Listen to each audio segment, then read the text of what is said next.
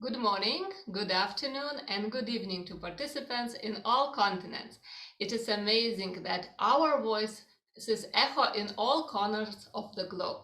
My name is AGNŽ and I am a mediator and a full-time professor at Mieńkowska-Norkiene University Law School. Just as you all are, I am worried by conflicts and passionate about mediation. It is my pleasure and honor to start the second day of the 10th INADR World Mediation Congress, which is broadcast from Mieńkowska-Norkiene University campus in Vilnius, the hidden pearl of Europe, and the capital of Lithuania. Mieńkowska-Norkiene University is a long-time partner of INADR. Since 2016, we have co-organized several international students' tournaments, including the first ever INADR virtual mediation tournament hosted in Vilnius that took place last year. I strongly believe that through education, we can achieve great changes in our society. Thank you, INADR, for fostering it. The title of our Congress is Using Mediation to Cool Off the Heated Planet. Our planet is heated not only because of climate change, but also because of the conflicts that arise in various fields of everyday life, starting with political issues and finishing with disagreements in our neighborhood.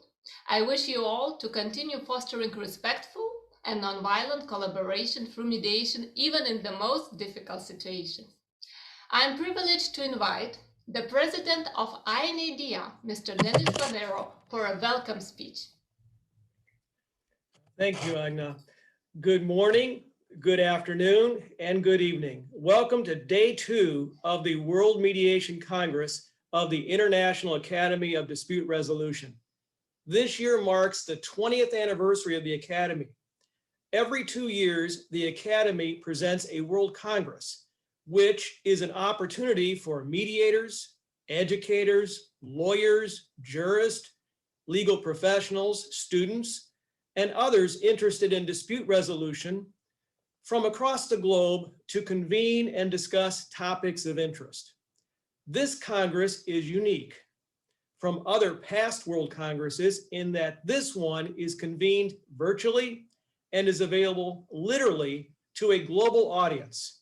This Congress takes place from 3 venues over 3 days, hosted by Loyola University of Chicago, a School of Law of Chicago, which was yesterday, Mykolas Romeris University, Vilnius, Lithuania today, and tomorrow the National Law Institute in Bhopal, India. These universities are the academic partners of the Academy for this Congress. They have made this World Congress possible. You will again be joined today by world-renowned mediators and dispute resolution scholars, educators, and professionals. Today and tomorrow, they will be joining and presenting fascinating discussions regarding topics of interest. They will be discussing how mediation is used to resolve and prevent conflicts in environmental and intercultural disputes, public administration issues, and political dialogues. The Academy is appreciative of the speaker's time and the sharing of perspectives, contextual understanding, and thoughtful approaches to these very relevant and timely topics. The 10th World Congress truly epitomizes the mission of the Academy, which is to build through education, worldwide recognition of the power of dispute resolution processes to peacefully resolve conflicts and promote conciliation and healing. This Congress would not have taken place without the strong leadership of Dr. Migla Jukowski-Tatora, who chaired and organized the committee for the Congress, Professor Dr. AGN Professor Teresa Frisbee, Professor John Legg, INADR's founder and past president, Dick Calkins, and all of whom have comprised the World Congress Committee, the moderators, Kara Sawyer, Renata Micucci, the Academy's interns, Katerina, Elvira, Federica, and Alex, and members of NLIU Student Mediations Cell, including Tejas, Vipik, Spandana, and many others whose names I have not mentioned. The Academy is also very appreciative of the support of Professor Dr. Lira Yukumanacha and the Dean of MRU. On behalf of the Academy, its officers and directors, we hope that the World Congress today, as it was yesterday, will be a rewarding and very enriching experience. Thank you for joining us. Thank you very much, Mr. President. This Congress is a result of fruitful cooperation between a huge group of enthusiastic people. And I think that the strength of INADR lies in the core values of respect, cooperation, and sincere interest in all what we are doing together. Mykolas Romeris University welcomes you all. Let me introduce Professor Lira Jakulevičienė, the Dean of Mykolas Romeris University Law School and a prominent human rights expert, and invite her for the welcome speech. Dear President Favaro, dear participants of the Congress, on behalf of Mykolas Romeris University Law School, I would like also to share the words of welcome to this 10th World Congress on Mediation, which is for the first time taking place in Europe. And it seems that there are quite many anniversaries. It's a 10th Congress. Congratulations to the Academy on the 20th anniversary. And it seems that it's the 5th year of our cooperation with INADR. All the activities that have been done together, despite the pandemics last year, for instance, the first virtual tournament on mediation, they have been very inspirational for our team, for our mediation colleagues here at university, for our students who have been very active in this very important field. What needs probably to be emphasized in the context of this event is that mediation could and should promote social dialogue. Mediation in the public sector could be seen as some key to better understanding, to maybe more durable, more friendly relations, more effective relations. But I would also like to note one particular aspect that we probably all experience in our societies, and unfortunately in Lithuania, we have the same feelings, the same unfortunate situation that in addition to all those, let's say, negative consequences of the pandemics, the pandemic period has also opened many old wounds, but also new wounds in the society. What we notice that generally the number of conflicts in the societies increased, the fragmentation of the society increased. So in this context, I think that mediation could really play a very important role here in the post-pandemic world and should be used more frequently. We also know that it is a learning process. It's an awareness process. We are also very much experiencing this in the region, which we need to pursue, to promote. So it is really great that the Academy is doing that and that we are able to join your efforts. I hope that this event will also contribute largely to these ambitions, this ideal. We're very proud of our mediation team at Mykolas Romeris University here, led by Professor AGNė TVARONAVIČienė, who have been, in fact, building brick by brick, very patiently, not only the competencies of many lawyers, non-lawyers in the region, but also substantively contributed to the developments of public policies on mediation legislation, awareness in the country by demonstrating leadership, which is very much needed in such fields. Using this opportunity, I would also, and willing to demonstrate our commitment to mediation, I would like also to announce the news that this year, for the first time in Lithuania, we're launching a very special program on mediation, mediation LLM program in English.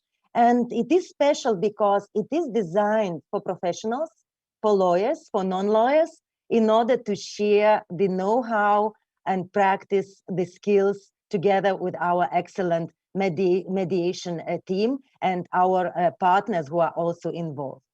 It is the same team exactly who has devoted their professionalism, but I think most importantly, their hearts, their enthusiasm to this particular event. And I hope that you will explore and enjoy this event to its full extent. Using this opportunity, I would like to express our very, very sincere gratitude to our partners, and in particular, the president of INADR, Dennis Favaro, for our long-standing, for our very fruitful, very inspiring cooperation. And I would also like to thank all the distinguished speakers and wish that this event will be some kind of a new road to new discoveries, new contacts, despite its formats virtually, but we are getting used to that. In this very strange post-pandemic world, where I think mediation is needed more than ever.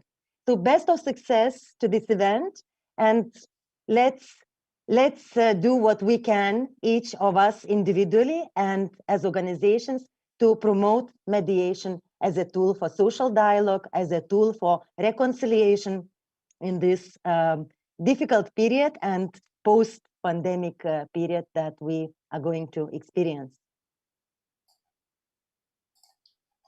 Thank you very much, Professor. We're proud of Mykolas Romeos University, as it is highly ranked in the region for its openness and international cooperation, and a lot of attention to the development of mediation and other sustainable ways of dispute resolution from the side of the management of the law school and all university states. So thank you very much for that. Our first session begins in a few moments, and I'm really thrilled to announce today's first speaker, Molly Melching, the founder and creative director of an international NGO, Tostan, from Senegal.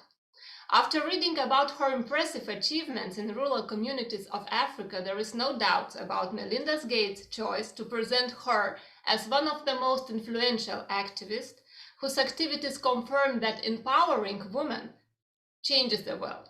It is an honor for me to welcome her at this event. Dear Molly Melching, we look forward to hearing your presentation titled The Hidden Heart of Conflict Prevention. Thank you so much, and good afternoon, everyone. I am so pleased to be with you today. I'm here in Senegal to discuss the topic of conflict prevention, a topic dear to my heart and to that of the organization I am honored to have founded in 1991, Tostan. But before I share what I consider to be the hidden heart of conflict prevention, the title of my presentation today, I would like to share some background information with you. Tostan means breakthrough in the Wolof language of Senegal. And since our inception in 1991, exactly 30 years ago, we have witnessed many breakthroughs in countries where Tostan has implemented our community empowering education program in thousands of communities in East and West Africa. When I first came to Senegal, where I have now lived and worked for 47 years, I immediately loved this country. And most of all, the people, their friendliness, their generosity, their wisdom, their wonderful sense of humor, and also their ability to deal with the most difficult of situations with such great patience and optimism, often despite, as you can imagine, great challenges and extremely limited resources. After I received a degree in African Studies at the University of Cheikh Anta Diop in the capital city of Dakar, and because I learned one of the national languages of Senegal, Wolof, I was often hired by development agencies to travel throughout Senegal as an interpreter. I was able to travel to remote, rural, and resource-poor areas, and I learned so much from these visits. I was, though, disturbed to often discover a cemetery of projects and villages, despite very well-intentioned development initiatives where wells and pumps, health centers, or income-generating activities were brought into the communities, but had all too often fallen into disrepair only months after the outside project implementers had left. And I was particularly disheartened when it was often the villagers who were blamed for these failures. I soon realized that many of the efforts being made were not being done in consultation with the people themselves. It was what I call outside in, or a problem-focused approach, because people did not first take the time to really sit down and listen deeply and coordinate with community members, to first identify their strengths and their values, which is so important, and to identify the vision, their vision of well-being that they wish to achieve for their community in the future. In 1982, 8 years after arriving in Senegal, I had a great opportunity to actually live and work in a small rural village which had no water, no electricity, no school, and numerous health challenges, among others. And after my experience with all the failed projects I had previously witnessed, I decided that my priority would be to first spend my time listening, and more listening to the community, to the men, the women, and the youth of that community. And because I spoke Wolof, I quickly learned what their vision for development was and about the values that mattered so much to them. Values such as jam, mbok, begante, mbolo, wergiyaram, yatu, and yar. These are words that are hard to translate into English, but which I can loosely translate as meaning peace, family, community, understanding through dialogue, well-being, unity, patience, and respect. When the small team of Senegalese I was working with asked the villagers what their priorities were for the future and for our stay in the community, they told us that since they had never been to formal school, one major priority was to learn new information and literacy skills relevant to achieving their goals for the future.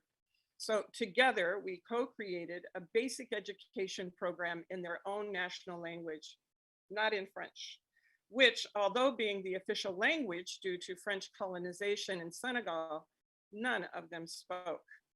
We took into account their own rich life experiences.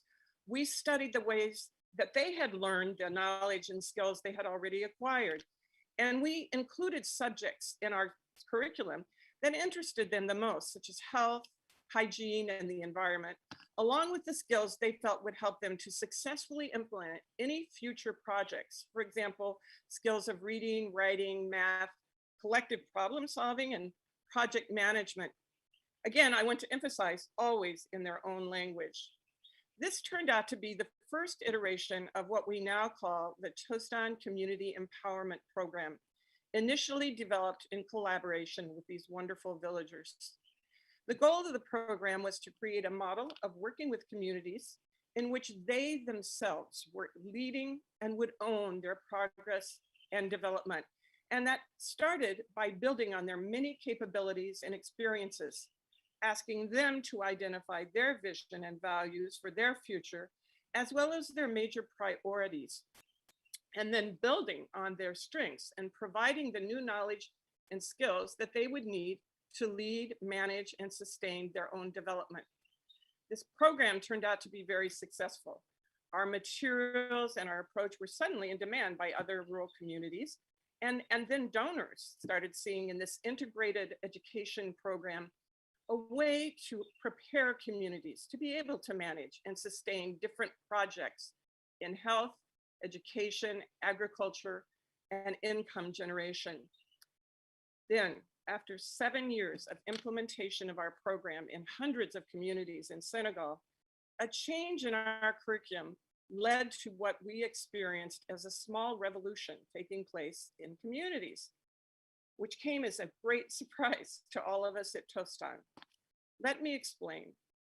While doing participatory research for new educational modules that the community had requested us to provide, we realized that information alone on new subjects was not enough to bring about the positive change people desired in the areas that posed challenges and difficulties for people, and particularly women and girls.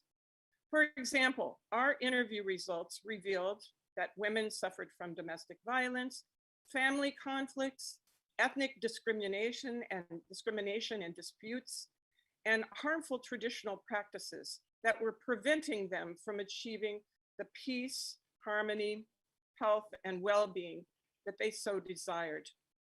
When we delved deeper, we realized that the majority of men, women, and youth who had participated in our 3-year education program did not know that they had basic human rights that had been ratified by their own country, and that these human rights could be actually applied in many of the situations they described as problematic in a very practical, everyday way in helping to solve some of their deepest life challenges.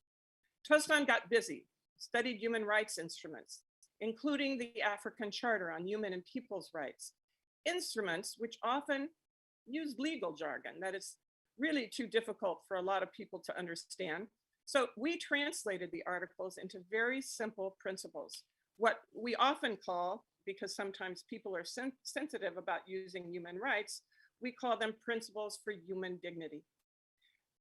These principles would resonate, and they had great meaning, particularly to women and girls living in these remote and resource-poor communities who had little connection to an outside world. Let me give you several examples of these principles.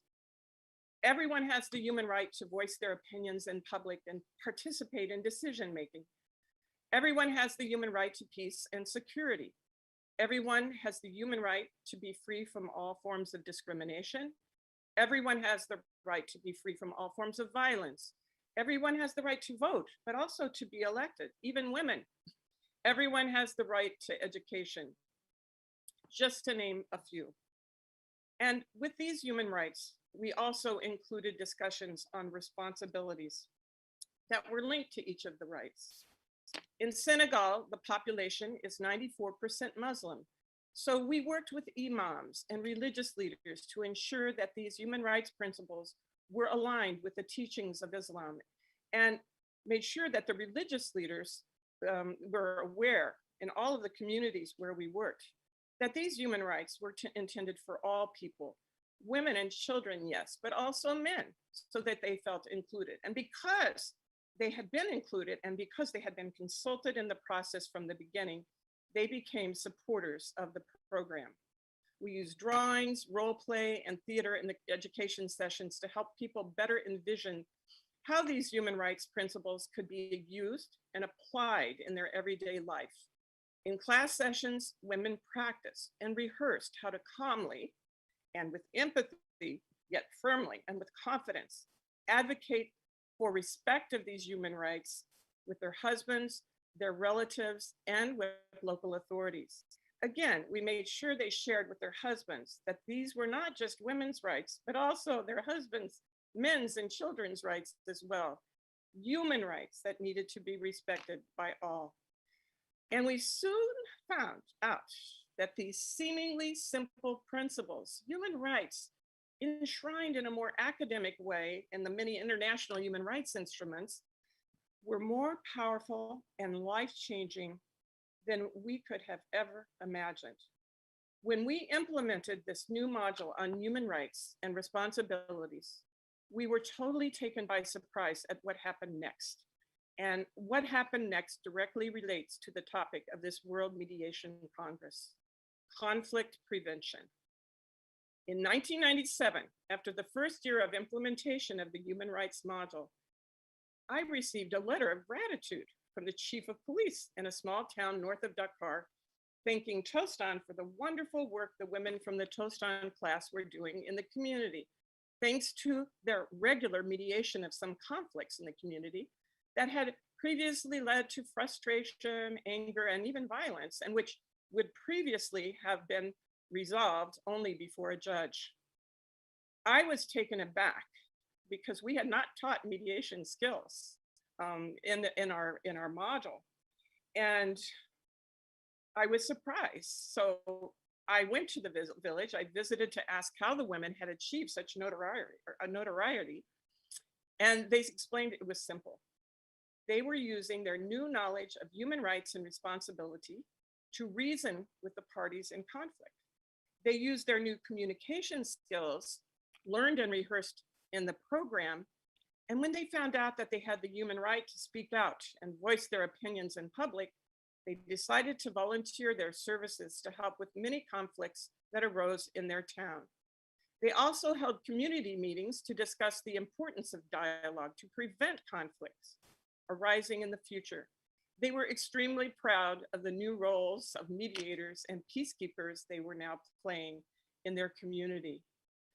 But soon after that, I started receiving calls from our community facilitators working in rural areas all over the country, saying they were witnessing things they had never before experienced in the 7 years they had been implementing our program in the field.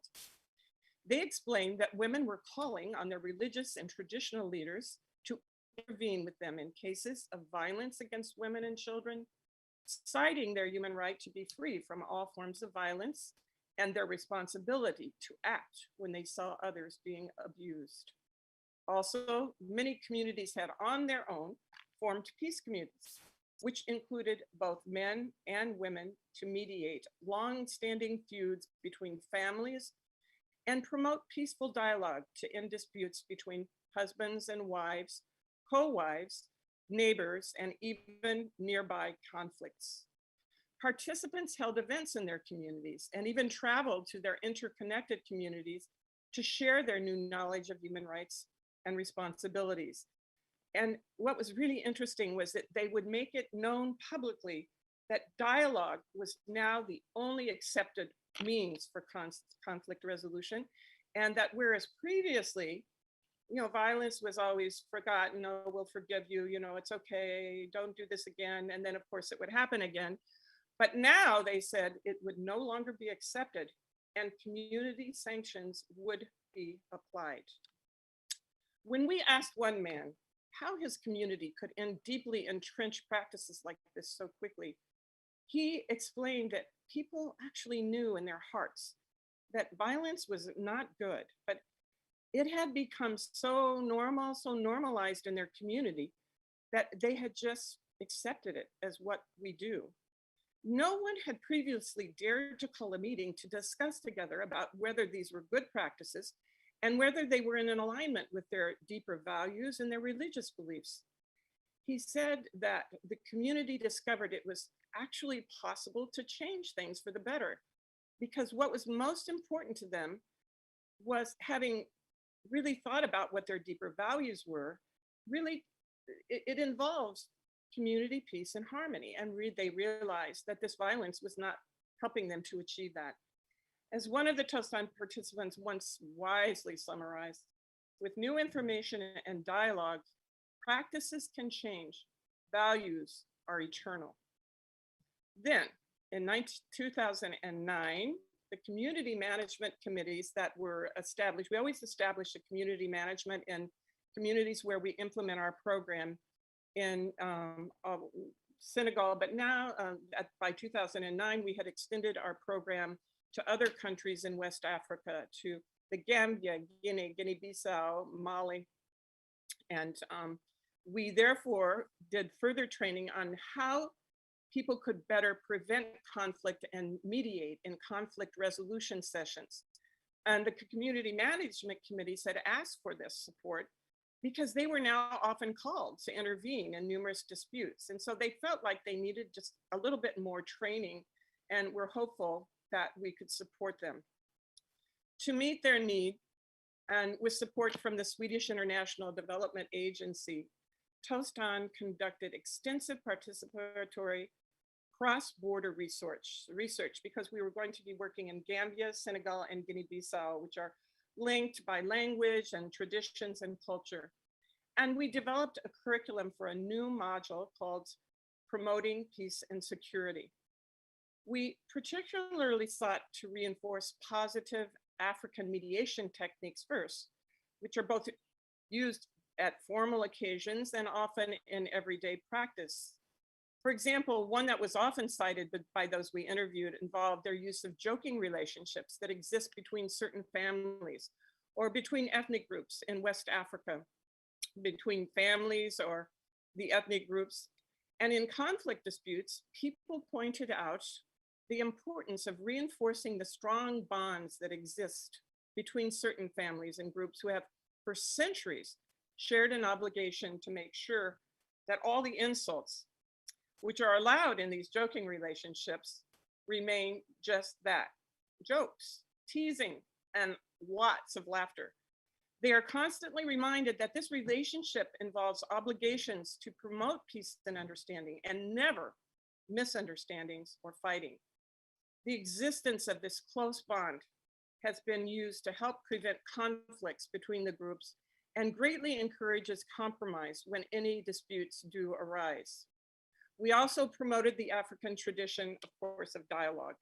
And this was reinforced by their new learning on human rights and responsibilities to ensure that family or community disputes did not escalate into more serious conflict. And we added sessions on new mediation techniques that we borrowed from successful programs that are needed in perhaps more serious conflicts, all of which were highly appreciated by villagers. Our goal was also to emphasize the importance of involving women and youth in all mediation resolutions. And communities decided on their own to include these formerly excluding groups into the peace committees that were established, and they then participated in all trainings and activities. As one participant in the peace and security module, Bakary Koli, in the village of Diakoy, Senegal, stated, "Before the establishment of our peace committee, when a conflict broke out, we did not bother to analyze the root causes. We would just settle it artificially based on what was reported to us. That's why I was surprised when in one of our trainings, the facilitator came in with a big drawing of a tree. I thought to myself, now, what does a tree have to do with this training? But when the facilitator explained the usefulness of what he called the conflict tree, we just couldn't believe it. But suddenly we understood why many attempts at conflict resolution in the village often ended in failure. In fact, we had recorded 18 cases of marital conflicts in the village that ended in divorce. We are convinced that if we had had this training before, these divorces could not have happened. In fact, when a marital conflict broke out, we did not try to understand. We automatically held the wife responsible and just ordered her to ask her husband for forgiveness. And that's how the women would then ask for a divorce. But today, thanks to the Peace Committee and thanks to the training we have received, conflicts are resolved in a very professional way. Now we have less community conflicts and less divorce because we always take the time to meet separately with each party, analyze in depth the root cause of the conflict, and develop strategies within the framework of our mediations. And this man has never been to school, by the way, formal school. The program has now been implemented by 60 well-trained local facilitators in 280 communities for over 14,000 community members in 5 countries: Senegal, Guinea-Bissau, Guinea, Mali, and the Gambia, in 4 national languages. And the results are impressive. Each committee established an official peace committee, was recognized by local authorities, whose role is to promote peace and security at a community, district, and even cross-border level, and be available when mediation is necessary. Committees which are still active today. And over 2,500 conflicts were recorded as resolved by the peace committees and Tostan area coordinators. Participants organized cross-border events to encourage increased collaboration and development efforts, but also to address cross-border challenges, such as the illegal logging of trees and the problems of roving bandits stealing goods, cattle, and sheep, and of course, the cross-border solutions to the frequent conflicts that often arise between pastoralists and farmers. These meetings were attended by high-level government authorities, which surprised me, including the President of the National Assembly of Guinea-Bissau, the Minister of the Interior, the Ministry of Women, as well as 4 governors of the border regions and district administrators and representatives of other local authority structures in Senegal, the Gambia, and Guinea-Bissau, who were very impressed with the community members, again, including women and youth who had never attended formal school, and their knowledge of principles of human rights and responsibilities and relevant conflict prevention techniques. To give you one example of the type of conflicts that were addressed by the peace committees, one village in the Casamance region of Senegal told me that a neighboring village sent a delegation to their community to ask their peace committee to support them in mediating a situation that risked destroying the peace and unity of their community. The imam of their mosque had passed away, and as there were two large neighborhoods, each population had a different ethnic group. They both wanted their choice for the next imam to come from their own neighborhood. There was so much tension in the community that things risked boiling over, and there was now talk of two mosques. But villagers felt that this would divide the community forever. The peace committee told me they were, first of all, very proud to have been invited to come to settle the dispute. And the 5 members eagerly went together all the information, studied the deeper root causes of the problem, and then met separately with both neighborhoods. And in the end, when they finally came together and all were called to try to find a common solution, the peace committee appealed to their deeper community values and their human rights and responsibilities to live in peace and unity, those deep values, African values of their ancestors. And that satisfied all parties. They found a solution, the solution being each neighborhood would send their imam alternately each week, but all would continue to attend the same mosque, thus maintaining the unity, peace, and harmony of the entire community. So we have learned at Tostan that conflict resolution, and more importantly, conflict prevention, can, in many cases, be very successful, not always from top down, not from outside in, but rather when local women, men, and youth become confident key actors, motivated and capable, using their deep wisdom, their culture and life knowledge and experience to prevent conflict in their families, communities, and even in their countries. But they also need support. And so by now, you may have guessed what I refer to as the hidden heart of conflict prevention. Yes, it is empowering human rights-based education, which for me has been at the heart of conflict prevention we have witnessed in hundreds of communities. But sadly, this empowering education is too often under-recognized for its power to not only contribute to conflict prevention, but also to promote community-centered development where people's collective vision of well-being and development is led, owned, and sustained by the people themselves.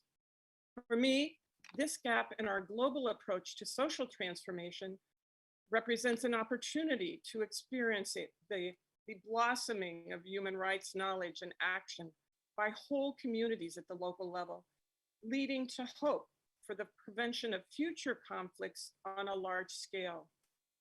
Let me close by saying thank you to everyone for the work each of you do each day to make our world more peaceful. And I would now like to show you just a few pictures from our Tostan program.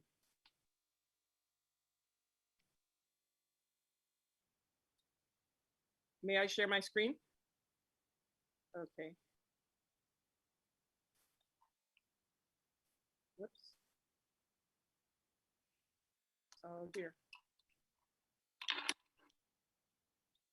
Okay. Sorry.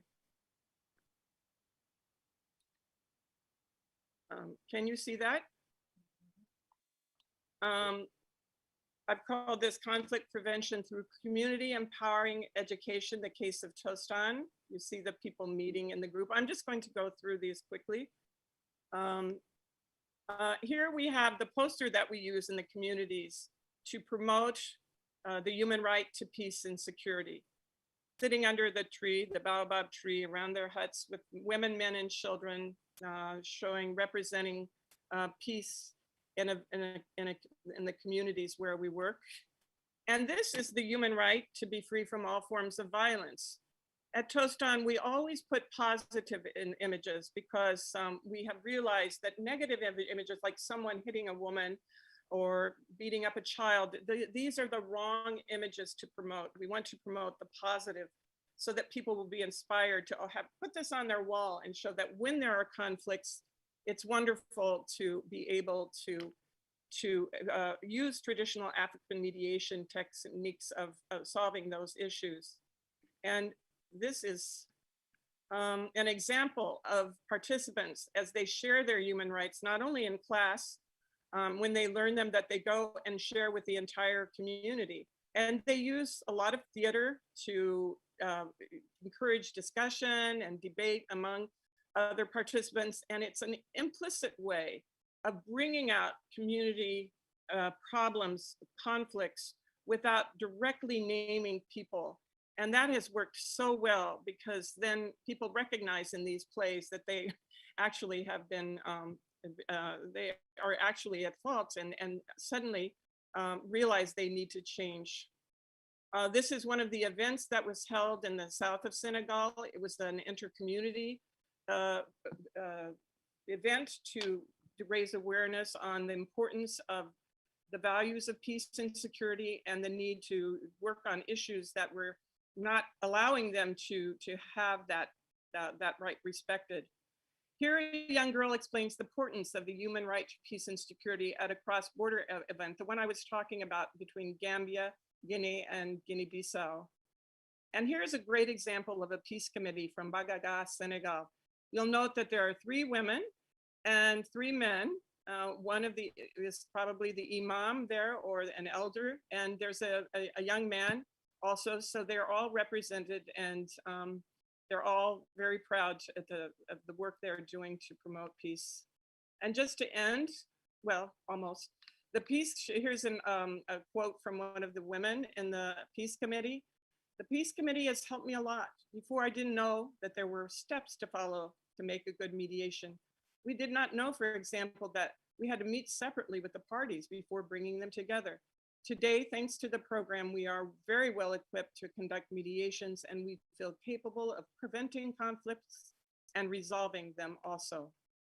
And just to share with you that we are sharing our module with other civil society organization leaders and governments. We just held a meeting for the government of Nigeria, the Ministry of Women, and at the Tostan Training Center, which is here in Thiès, Senegal, where I am today. And the last picture shows you at that training center, we received people from Tanzania, Kenya, Nigeria, religious leaders who are taking the human rights posters back with them and sharing in their communities with their NGOs and with their friends, neighbors, and their religious groups.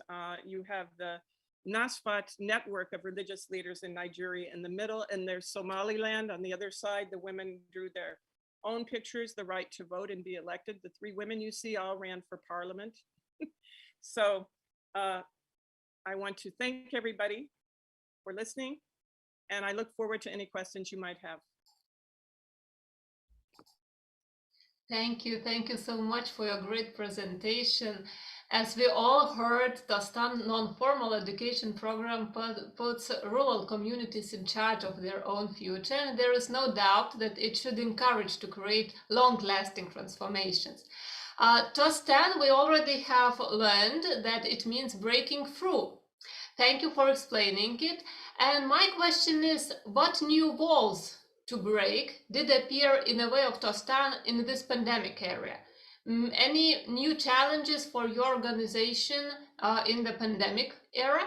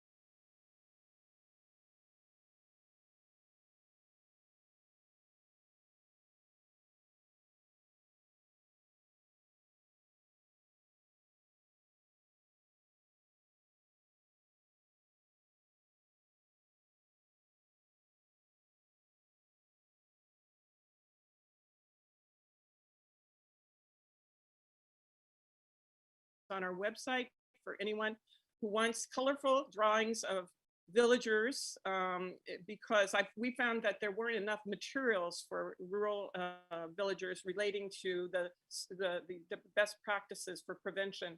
So they're on our website that anybody can download.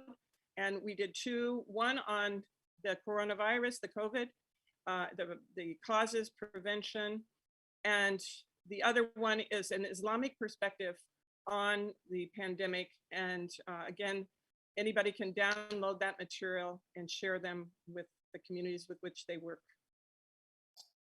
Thank you. Thank you. Thank you very much. We can see that mediating a social dialogue empowered groundbreaking social changes in African communities. And I'm really happy to meet a witness of those incredible changes in our event, promoting peace and reconciliation. Next, the agenda of our event brings us back to old continent Europe, and Professor Dr. Renata Mieńkowska-Norkiene is almost ready for her presentation, which aims to reveal whether Europe will remain a winner in the struggle for peace and prosperity. And Renata is professor of political science at the University of Warsaw, a sociologist, a mediator living in Warsaw and Luxembourg. Her main scientific interests are focused on European integration, gender equality, and conflict management. Professor Mieńkowska-Norkiene is also known both in Poland and abroad for her reviews of the most relevant political actualities, as we often can see her publication and interviews in numerous scientific journals and TV programs. Today, Renata Mieńkowska-Norkiene will cover an outstanding topic. Her presentation is titled "Paradise Lost? Is Europe still an example of a successful fight for prosperity and peace?" Dear Renata, this virtual floor is yours. Thank you so much. I hope you can hear me and see me properly. Fantastic. Okay.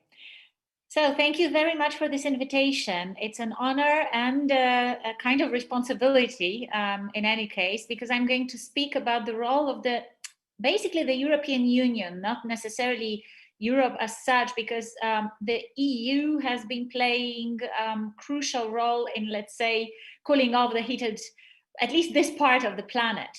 And I called it a little bit, I would say, questionably, paradise lost, because actually my main thesis would be that the EU is actually a great mediator. So this is the hypothesis I put at the very beginning of my presentation. And I would like to say that quite paradoxically, this poem of John Milton, which you see on this slide, I hope now, is actually optimistic, because those who left the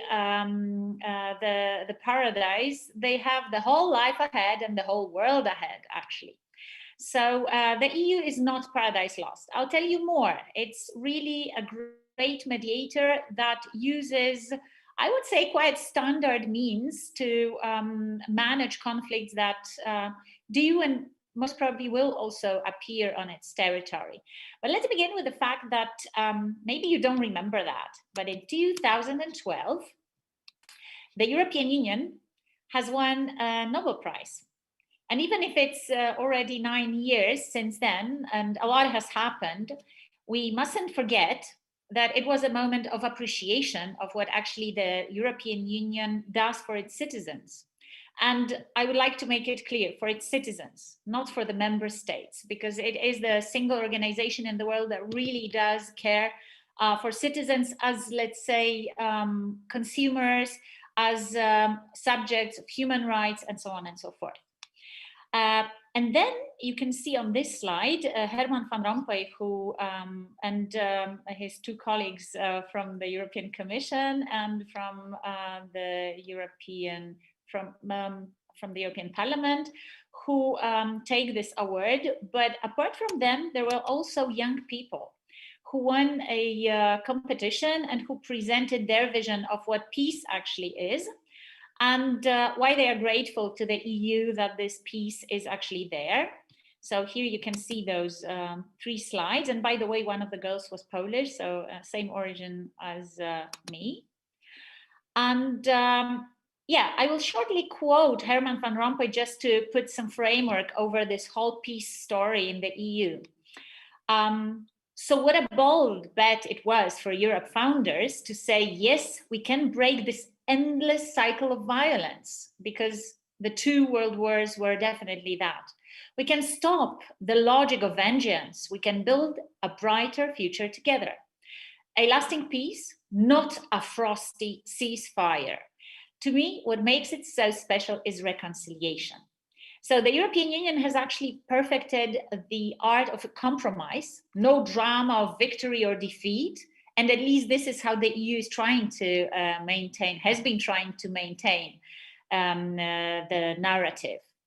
The EU was called the best mediator in the world by this Nobel Prize. And it does its best to be, to involve simply its member states in activities that do not allow for conflicting with no solution, with only scratching the old wounds.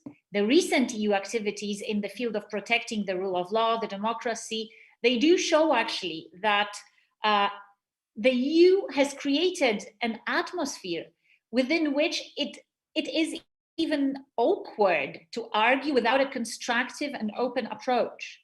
That's incredible, because it's not fashionable anymore to argue, to not to come up with some constructive ideas. But there were skeptics, actually. And for example, Nigel Farage of the United Kingdom Independence Party, he likened the EU project to the former Yugoslavia.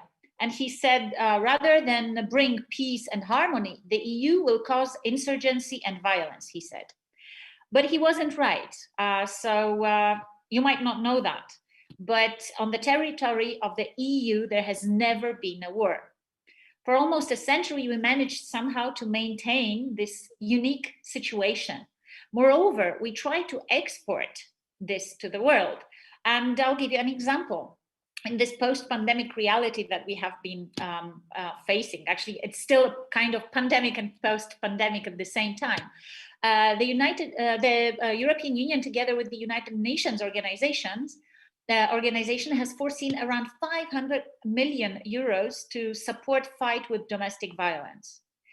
I know it is not war, but as Molly said, it can be something even worse. And actually, it contributes to more deaths and to a worse situation than wars sometimes.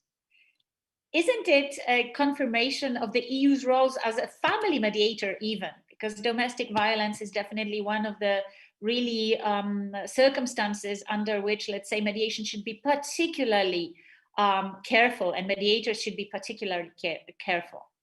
At that point of time, in 2012, when the EU has won the Nobel Prize, Angela Merkel said something that I will never forget, because she said, we must never forget that in order to keep the peace, democracy, and freedom, we have to work hard over and over again. And indeed, the European Union really has done that. And you know why I'm telling you that? Because in almost 9 years, the economic crisis is over. It was incredibly hard for most of the European Union states, that's for sure. And I'll change the slide so that you can see all those crises, the whole list of them. It was very hard for the EU member states because it hit them on a scale really unknown before. It's almost over. And the next, the European Union has just adopted an incredibly generous, future-oriented program, Next Generation EU, foreseeing 750 billion euros to the European Union recovery, let's say, supported by 1.1 trillion euros within multi-annual financial framework till 2027, it's worth saying. So the Next Generation EU, doesn't it sound great? It's a nice name, isn't it? Because the EU is also an efficient mediator in this regard, that it uses the most important instruments for mediators. Paraphrase from the narrative of friends, enemies, this Schmittian realism, from winners and losers, towards the narrative of common benefits, of common future, of the future in which we should all feel safe and somehow well. You might also say, okay, it's a kind of a utopia, but this is exactly what has been happening within the EU for the last years. You might say the EU has undergone a permanent crisis of whatever we might imagine, identity, financial, economic, and so on. But, there are not enough resources for all of us, and the EU still somehow has been trying to manage, and not only manage, also multiply those that it can use somehow. And it has been doing, really. So look at what is going on just next to us in Belarus, for example. You might say, how could the EU let it happen, right? Maybe it's not really perfect. Maybe it's just good if it comes to the money. But let's not forget that the EU does not act alone on the world stage, first of all. It also bases on the concept of human rights and respect for the will of the citizens. So it uses the tools that it considers the most efficient, not whatever just to, let's say, change a certain situation. We don't know what might happen if the EU intervened in a sharp way, let's say in Belarus. Maybe there would be victims. The EU doesn't act, let's say, rapidly, but it does efficiently. And it's also not a military organization. It's a mediator. It's resilient. So despite all those crises, the ones you can see on the screen, it managed to survive and take care for the crucial challenges of the future as well. And isn't it what mediators actually do? They draw the parties' attention towards the future instead of, as I've already said, scratching the old wounds. So an example, data protection. We have all been really concerned about what might happen when algorithms will, let's say, take us into, let's say, a kind of a control, or whether we will survive the artificial intelligence attacks, if there are such, cyber security problems.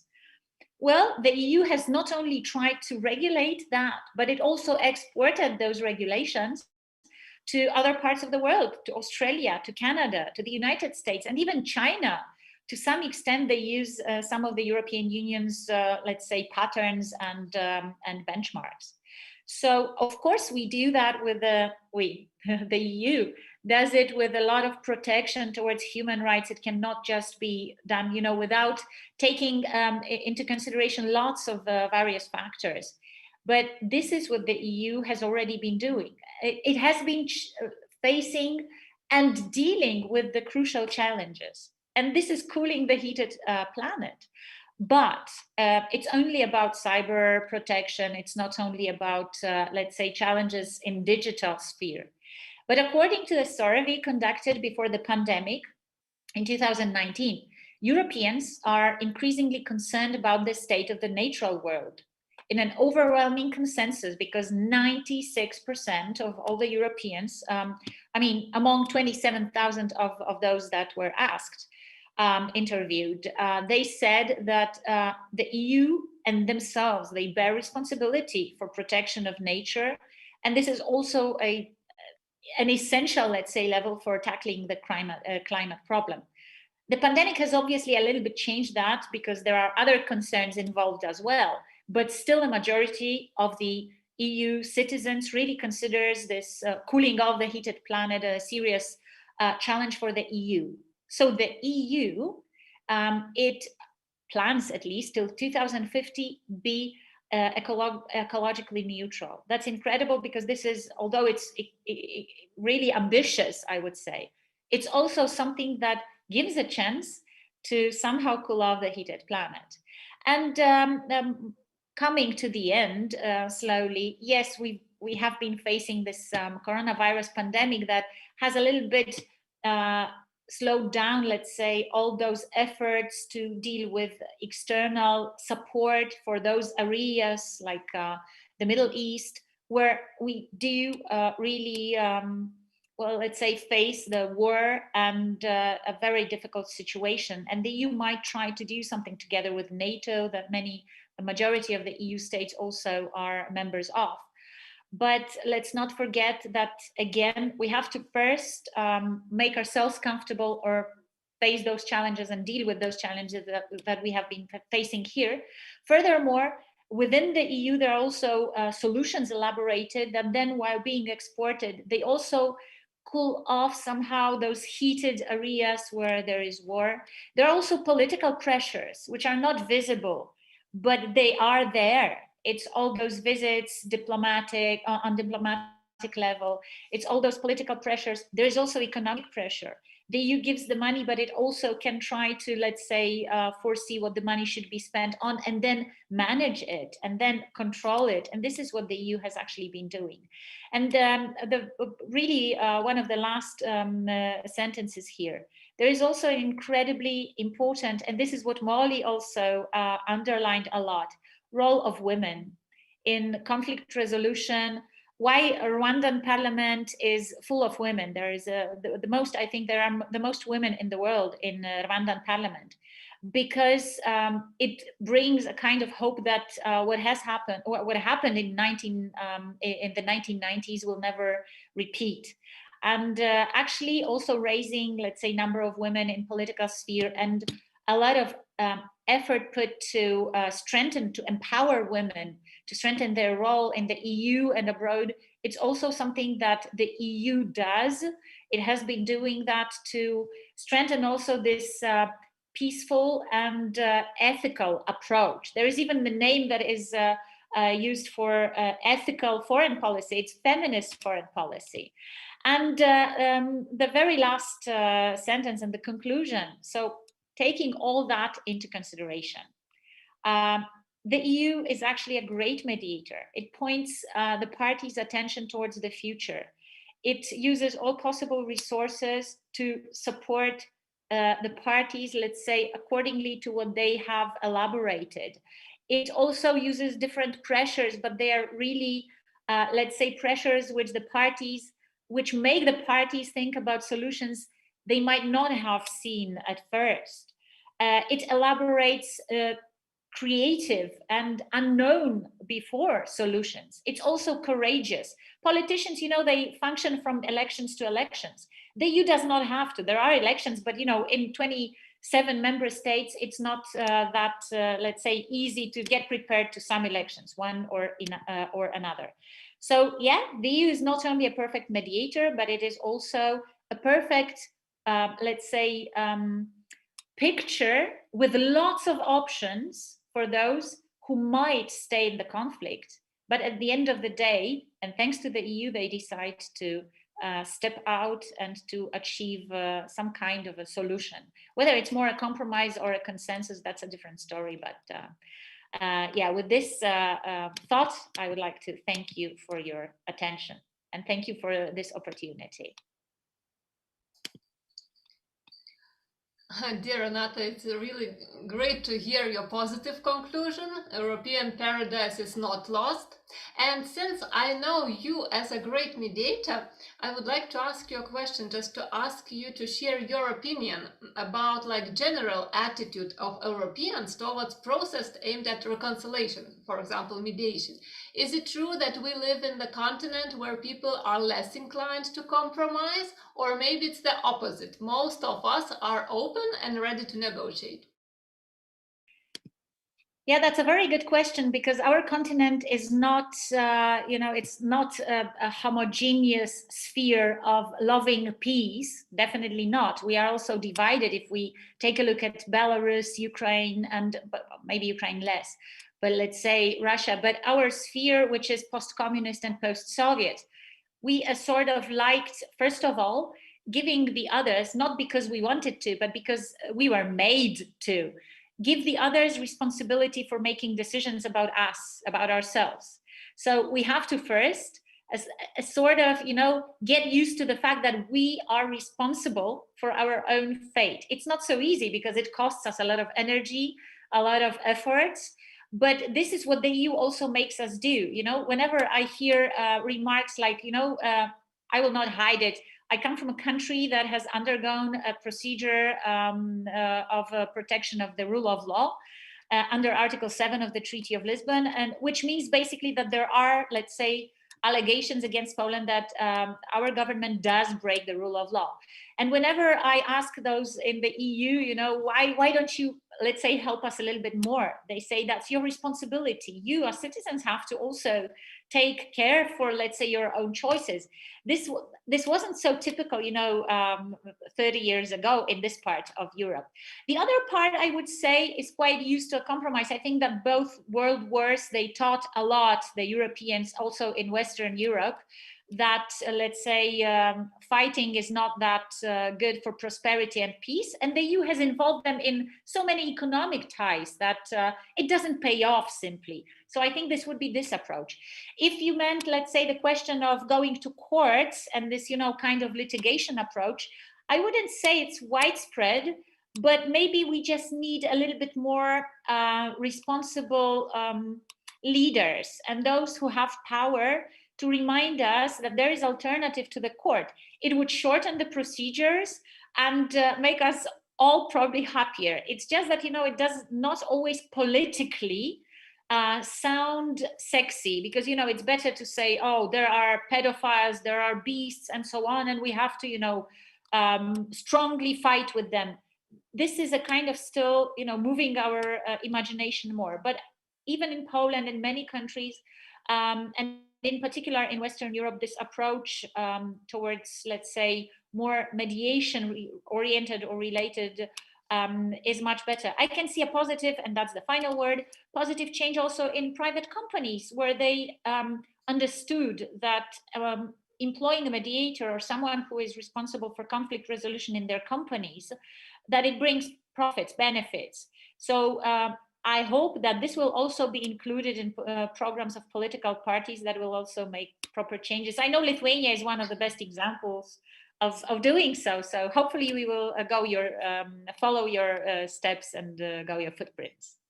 Thank you for sharing it with us. This was Professor Renata Mieńkowska-Norkiene revealing to us the quite suspenseful situation in Europe, but she was concluding in a positive note, saying that paradise is not lost and Europe is still an example of success and in finding satisfaction between different interest groups. The current pandemic situation highlighted the healthcare sphere as one of the most heated ones, I suppose, on the globe. This is an announcement of our third speaker, Hans Verrept. He is a philologist and cultural and social anthropologist. He did a research on healthcare for ethnic minorities, on intercultural mediation in particular. As an expert, he was involved in various international projects and is an author of Health Evidence Network report on intercultural mediation that was published by World Health Organization. He is the head of the Intercultural Mediation and Policy Support Unit of the Federal Public Service for Health in Belgium. And today Hans will give us a presentation titled Intercultural Mediation in Healthcare. Improving communication avoids conflicts. Thank you very much for the introduction. I'll try to share my screen. And if all goes well, you should see it now. Is that the case? Oh, great. Thank you very much for having me and inviting me for this meeting, the invitation came a bit as a surprise to me, because intercultural mediation in healthcare in Belgium is not so much about conflict resolution, but it's much more about conflict prevention through improving communication. And I would like to start a little bit, if this works, to go to the next slide. Yes.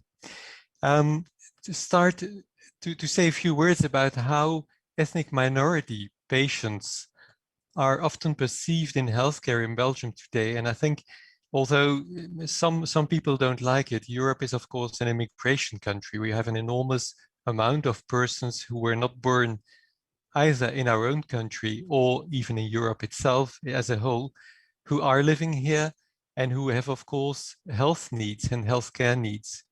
So, and what we see in Belgium is that ethnic minority patients are sometimes perceived in a very negative way, and that there are quite many conflicts reported. And I have just enumerated them a little bit, the complaints we often hear about as managers of the Intercultural Mediation Program in healthcare in Belgium. So one of the things people say, care providers often say, these people do not respect the rules. They do the waiting, for instance, in the emergency room. When you're coming to the hospital and you want to be taken care of in the emergency room, you may have to wait. Well, care providers say they don't accept it. They do not respect visiting hours. It's a very recurrent complaint. They say, well, Belgians, they respect visiting hours, but people, for instance, coming from Morocco, they don't. And this creates a lot of tension. Another theme that comes up again and again is that some of these people of these ethnic minority patients would not accept care providers of the other gender. And that the most heard complaint is that women or the husbands of women do not accept that a male care provider is taking care of them. Another point that is often mentioned, and I will treat these different points afterwards, is that ethnic minority patients do not ask for service, but they demand. They insist in a rude way that they want to be taken care of in a certain way, maybe even, but it's not in a polite way. It's not in a diplomatic way, we might say. They do not accept the hospital diet. Another point of irritation often. People say we prescribe a diet for these patients. That's very important that they stick to it. And what do I see? I see the husband or the wife in the room with lots of food. I remember an incident on bananas that there was a person with a kidney problem and with a renal replacement therapy. Bananas are very bad for them. And they found the husband in the room with a lot of bananas. And this was a major scandal, a shock. And what we also hear is ethnic minority patients are non-compliers, which is, of course, irritating for care providers. They say, well, we try to provide care and they don't stick to the treatment. Just to give you a few examples. Another thing, and I haven't put it on the slide, but it's an important thing as well, is well, some care providers say they come to us, but just to have a piece of paper that tells that they can't go working. They can't go to work, and afterwards they don't follow the treatment. And I will go into a few of these points and how intercultural mediation can help. A few features of the healthcare encounter have to be taken into account, I think, if you talk about intercultural mediation and conflicts and the prevention of conflicts in this context. First important point, healthcare is characterized by serious and stringent time constraints. A healthcare encounter may last 10 minutes. You've been waiting maybe for 2 hours, but the doctor will see you 10 minutes, 15 minutes. If you're not very ill, you will hardly ever go beyond 20 minutes. So things have to go fast. The second point, and this puts stress upon the care provider because he has a full schedule. The second point, more at the side of the patient, of course, if you are ill, you are often afraid. You're in danger somehow. You might even die. You're afraid about your health.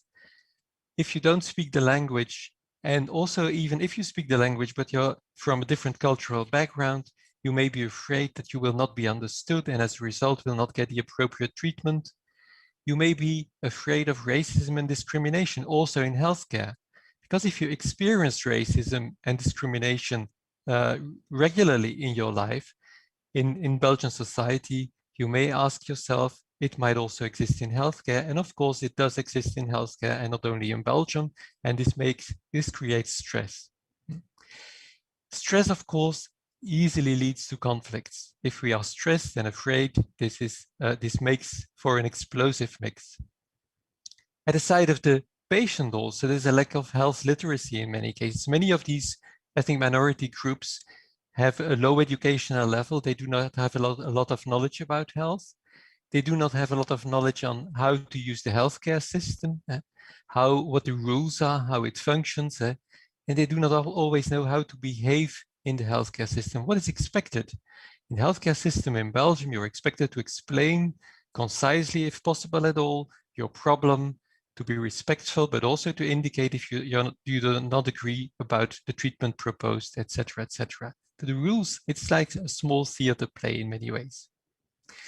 I want to go in brief into a few of these barriers that lead to conflicts in many cases. First of all, the language, of course. Problem of the added stress of not understanding and of not being understood.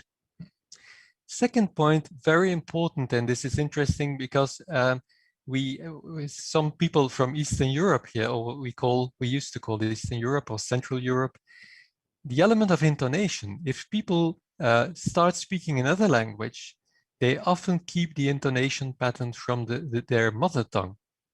And one thing that was very striking at the time when many people from the former Soviet Union arrived in Belgium, and they were working, we started employing also intercultural mediators from who spoke Russian and who were coming from these countries. We got a message from care providers that all those Russians, as they were called, to make things simple, they were always quarreling. And this had a lot to do with intonation and the way people speak. But it was not a conflict, but it was perceived as one in many cases. I remember a long, long time ago, I taught Dutch to immigrants in Belgium, and Finnish people, for instance, they have very little intonation in their language. And when they go to the doctor has the impression that all of them are depressed, even if they are not, and even if they speak Dutch. So intonation is maybe a source of misunderstanding, and in particular when the intonation is perceived as being rude, although it is not meant to be. Other point is what I like to call the grammatical complexity of being polite. Ask something politely. Would you like to come to my house, or would you like would it be possible for you to take care of me, or anything like that? It's much more complex grammatically than saying, take a look at me, take care of me now, give me this injection. And if people have limited knowledge, this is going to be play an important role. Rudeness of ethnic minority patients is a recurrent complaint. And then you have the element of repetition and volume. If we're not understood, we tend to raise our voice. The naive idea behind this is that if you scream, maybe they will understand, but those people are not deaf, neither the patient, neither the care provider in general. And we repeat the same thing over and over again in the hope that we will be understood. And this creates stress and irritation very often. And the volume element is, of course, very important there because it suggests conflict and aggression. Few sociocultural elements that often create misunderstanding and tension and conflict. And I was talking to intercultural mediators yesterday, and they immediately started talking about this issue of conflict and how it arises. Important thing is, if you don't know how the healthcare system works, when to go where, and how to behave, this easily leads to tension and conflicts. Give you an example, in Belgium, you have what we call emergency rooms. And when you go there, you may have to wait like 3 hours, which seems to be contradictory to the concept of emergency. And people who arrive after you may be taken in first. And this is not explained normally and completely ununderstandable for many patients. The reason is that there is some triage being done. It's not based on discrimination and racism as it is often perceived, but it is triage starting from the symptoms that are visible when the person arrives. If you have a heart attack, you're going to be treated first and much earlier than when you have a crying child that seems to be in relatively good health. What are you expected to do is also very unclear to many people. Some patients, they do not believe that it is possible to disagree with the medical doctor. I'm thinking, for instance, of Moroccan patients or patients coming from northern Morocco. They have been taught to be very respectful of the doctor. You don't say when you don't agree, but you will not follow the treatment. And we expect that you express disagreement. And this also leads to misunderstandings. Last point on this slide, healthcare services are often not culturally competent, meaning that the care providers are not aware of barriers to the healthcare process or to the acceptation of the healthcare process by patients that may be related to religion, to gender roles, to culture in general. And this is also creating tension and problems. Now, I think, and I have a, I because I'm also looking at some papers for the, I go back to the other slide. A thing that is important also, I think, is that if you are providing care to people who are culturally different, they may have very different views on what causes illnesses and what should be done about them. And they may not be, they may not be able to express this, or what they are expressing will not be accepted by care providers. For instance, again, an example from northern Morocco, many people believe that their illness is related to jinns, to spirits, or supernatural causes. Also people from Senegal, for instance, and they do not, sometimes they do not talk about it because they think that the care provider will make fun of them. And as a result, they are only there at the hospital. They believe that they need traditional medicine or traditional treatment, and they are only there basically because they can't go to work and they need this certificate, but basically they want to go elsewhere because they think the care provider cannot provide the right kind of care. Also, a lack of cultural competence is that, for instance, prescribing a diet to a patient that is completely different from his usual diet is not going to be very useful in general, because it's an important aspect of our identity, even how we eat. And these elements create later on tension. If you don't speak the language, and if you're very much oriented towards your country of origin, as many, I think, minority persons in Belgium are, and the satellite television plays an important role, and the internet, because you can stay very much in touch with the home country. This makes that you have little information, little access to information that might improve your health literacy. And this is an important element. If you don't know about the healthcare system, then you will probably or often use it not in the way that society expects you to do it.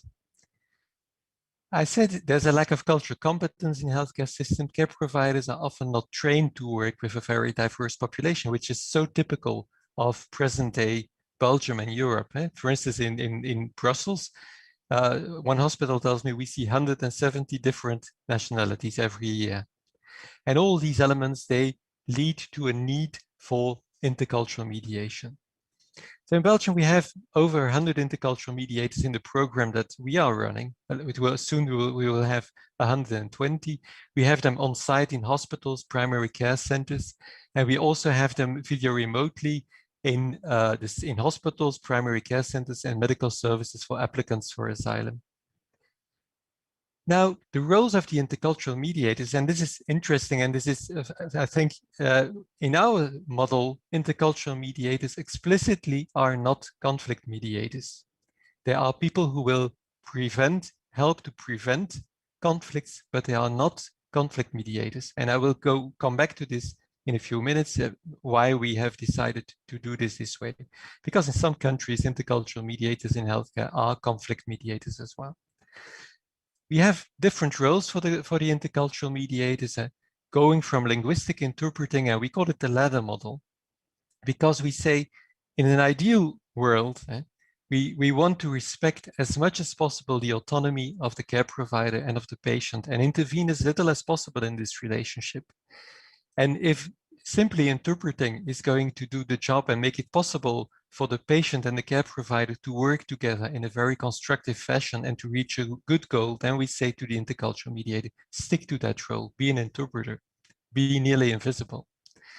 But if misunderstandings arise, or cultural differences, or a lack of knowledge of how to interact, and this may be on the side of the healthcare provider or on the side of the patient, make this care delivery process difficult and may lead to tension and to conflicts, then we ask intercultural mediators to climb up the ladder. Why the ladder model? Because the higher you get up the ladder, from the higher you may fall. So there are risks. It's more complex to take up these roles, but we feel it's very important. If there's a misunderstanding, if a patient starts talking about something and the mediator can interpret that, but the interpreted message is not going to be understandable for the care provider, then we think it's important that some explanation is given.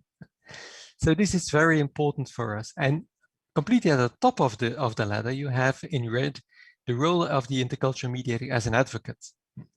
In some cases, unfortunately, we see that the dignity of the patient is at stake because care providers treat them badly. And in that case, we believe that it's important that the patient may start to get into a conflict in this kind of situation, but in some cases, he or she won't. And in that kind of situation, we ask intercultural mediators to go to their superior and to report this kind of event. So to sum up things, we try to avoid conflicts by improving communications through the reduction of stress because people know that they are being understood. We inform patients and care providers and also managers on how to interact and how the care process might function best. For instance, providing a diet that is acceptable to patients. For instance, creating different waiting rooms for certain groups, men and women separate if this is really an issue. And to be in a very pragmatic way to create care that is acceptable and accessible for patients. And we do these intercultural mediators. They will be present in what we call triadic meetings, which means where the healthcare provider, the patient, and the mediator are all together in one room.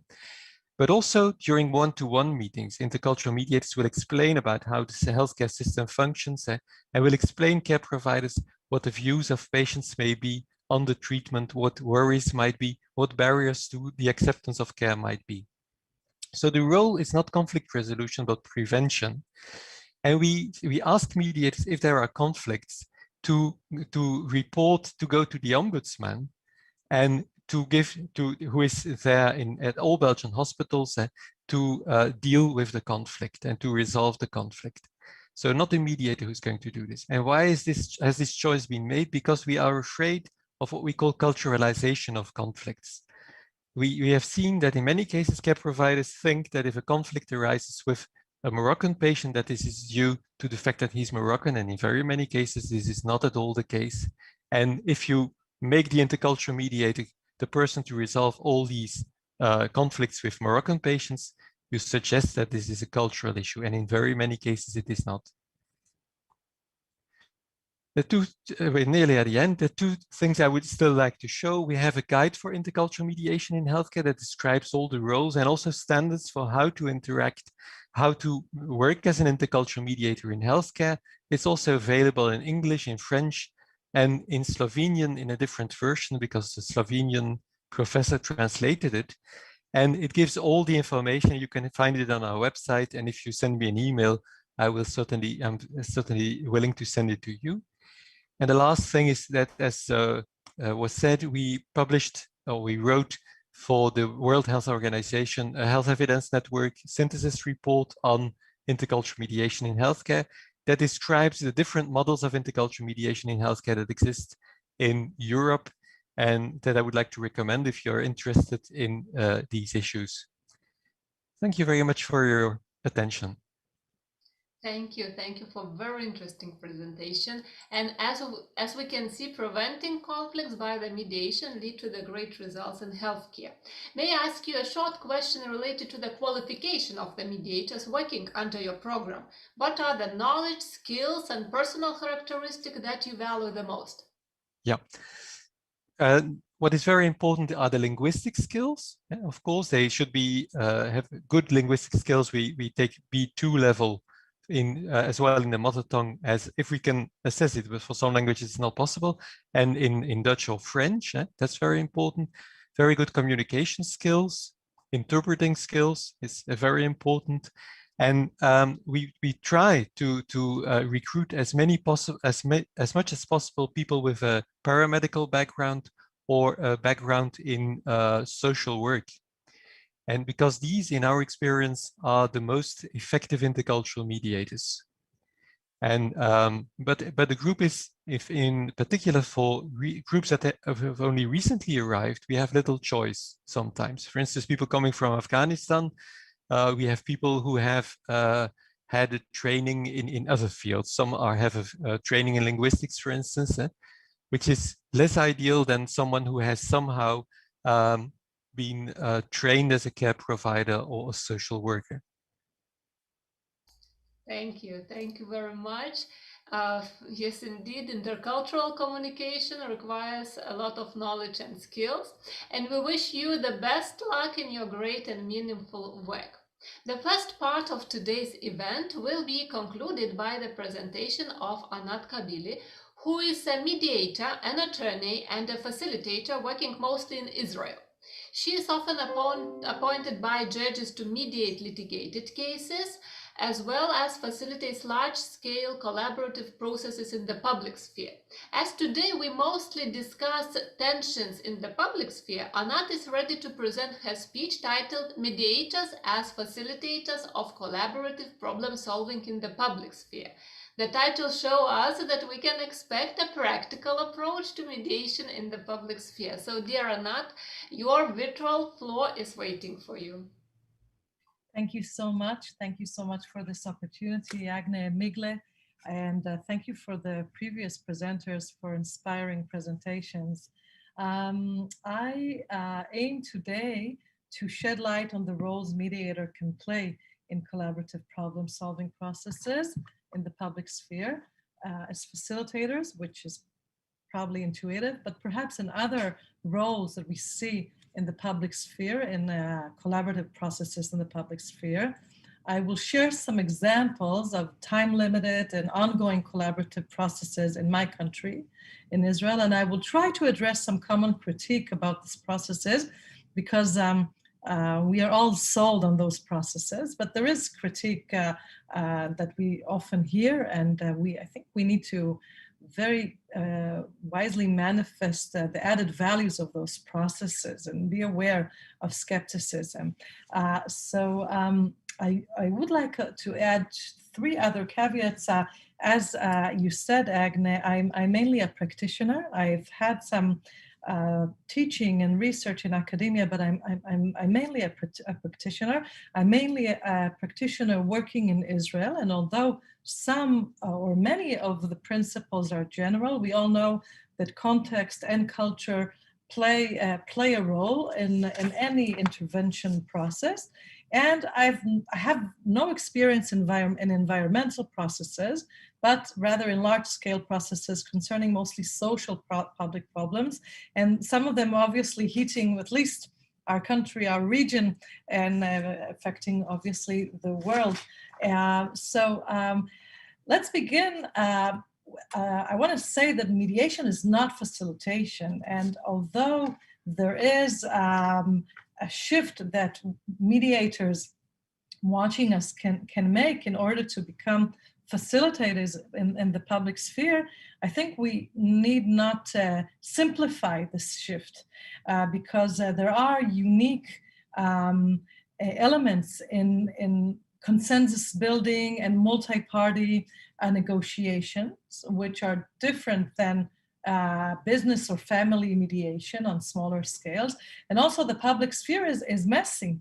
There are a lot of complexities in the public sphere, starting from the local level, going to state and international, etc., as previous presenters very well showed. So we do see elements like active listening and mirroring and reframing and question asking, of obviously trying to reframe and elicit interest and concerns and process design. But we need to remember that there are some elements that make those things more complex, and just kind of taking the definition of consensus building, which I see as one of the main processes of collaboration, although as Renata said, we don't necessarily always see consensus, but we do use elements from consensus buildings in those processes. So we seek representation of the affected stakeholders. We want to gain shared understanding of underlying interests, and of course, the issues at stake. We want to try and develop creative options and seek agreement that satisfy at least the primary interests of the stakeholders.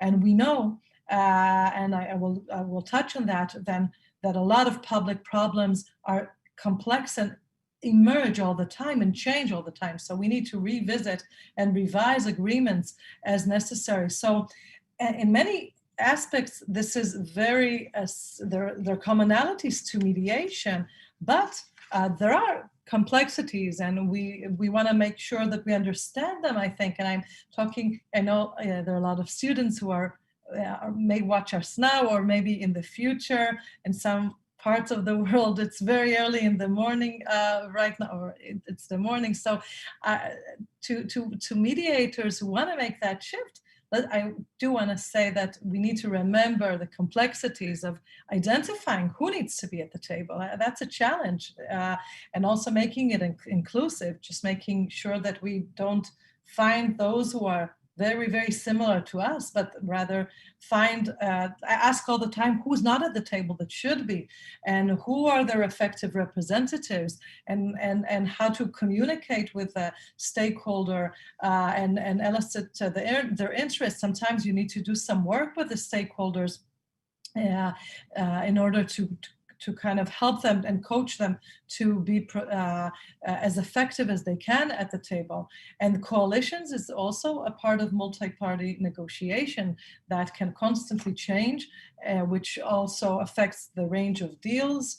And the BATNA, the best alternative to a negotiated agreement analysis, is more complex. So a process management is more complex in multi-party negotiations. That's, I think, even intuitive. We can see it in all, not necessarily in very large-scale public public facilitations addressing public problems. We can see it sometimes. We just had elections here in Israel, well, the fourth election, actually. But the negotiations regarding the coalition building was a very interesting example of multi-party negotiation, and it's not over till it's over. So that's complex, and that's not, I think, a simple shift for mediating small scale and large scale negotiations. But also the public sphere is complex, and I like, when I do teach, I like to use the types of adaptive problems that Ronald Heifetz presents in his wonderful book, Leadership Without Easy Answers. And Heifetz is a professor at the Harvard Kennedy School, and a doctor, a trained doctor, and a musician. And he, I think, gives us three very interesting metaphors of the type of problems that call for a different type of governing. So the first problem, and you're seeing it from right to left, our language is from right to left, so I'm sorry for that, but let's take a look from right to left. The type 1 is the patient with a broken leg, which is what he calls a technical problem. Maybe the doctor for sure has learned a lot in order to address that problem, but it's a technical problem. But as we go on to type 2 and type 3 problems, we are dealing with more complex problems. So the patient with the heart disease problem is someone where there's a problem that is well-defined and the solution is well-defined, but there is need for collaboration between patient and the doctor in order to help this person's health. If he will not take another diet or maybe exercise, etc., there will be a problem over here. So for instance, going back to the type 1, filling a pothole is something you don't convene a collaborative process for, but if you think you want to address issues of public transportation in your city and you want some input regarding that, and everyone knows the problem and there's no question about the problem, then you might call it a type 2 problem, and that's a good problem to try to convene a process about. And the type 3 problem that he talks about is the patient with the chronic fatigue syndrome, where the definition of the problem is something that is not well known when the patient comes to the doctor, and they need together to try and define the problem. And I think issues concerning climate, issues concerning crime, and other issues that we see in the public sphere are type 3, definitely type 2, but also type 3. And we need to understand that that's an ongoing management of those problems. And if we want to do it collaboratively, we want to see which kinds of platforms and mechanisms we can use. So problems calling for those problems, have multiple stakeholders and multiple issues, and disagreement on definition of problems, and scarcity of resources, and disagreement on solutions, obviously, and some complexities, definitely technical and scientific, and also divided responsibilities. It's not clear in those problems who's responsible and to define the problem and to decide on the solution and to implement those solutions. We see in many problems dense arenas where not only there are a lot of non-governmental organizations, there are, at least in my country, there's shared responsibilities between government ministries, and it's very, very hard to address those problems. So just to define a collaborative governance, which I think really is the overarching notion of collaborative problem solving in the public sphere. And there are a lot of definitions, and it's kind of an umbrella term, but I like this definition where it includes a variety of processes in which public, private, and nonprofit sectors work together in order to achieve solutions to public problems that go beyond what any sector could achieve on its own. So we see here not only the complexity of the stakeholders, but the complexity of looking and finding stakeholders in the various sectors that we see in the public sphere, businesses and nonprofits and public on the left, states and local level. And the last part of this definition is also trying to kind of think as facilitators, when do we want to bring the citizen inside? And also, many of us know that there's a spectrum of public participation and public collaboration when we need to be very, very fine, I think, when we convene those processes and letting our participants know what's the purpose. Is it just consultation, or perhaps we want to do a more thorough collaboration? I will say that complex public problems involving climate, of course, need to be on the side of engagement or collaboration part, but it depends on whoever is convening those processes. So as we move from left to right, we see an increasing level of public impact, and there are more frameworks that I won't go into, but I will say another thing that we need to remember as facilitators and mediators in the public sphere is that we see some main roles in those processes that again change the way we've been traditionally looking at leadership. So leaders become conveners, not necessarily decide, but bring people to the table. And we need to find sponsors because those processes are costly. And we need to find the sponsors who are committed to those processes, and obviously facilitators, and see how to engage the citizens and stakeholders. And sometimes, a lot of times, we see those processes in various circles where there's a core group, but there are other things going on in those processes in order to inform that group. And sometimes the group gets information from those other circles. Sometimes it sends some information and asks for feedback regarding. So I want to be a little bit more practical and share some examples. One of them is a process that I was leading for as an advisor for a nonprofit named Shitufim based in Israel that aims to facilitate social impact, collaborative social impact in Israel and cross-sector collaboration. And this is a roundtable regarding Holocaust survivors. And it was convened by four parties or players. There's a Holocaust Survivors' Rights Authority in the Ministry of Finance in Israel. And they are mainly responsible for financial rights that the survivors receive. And they've done a tremendous job over the last decades.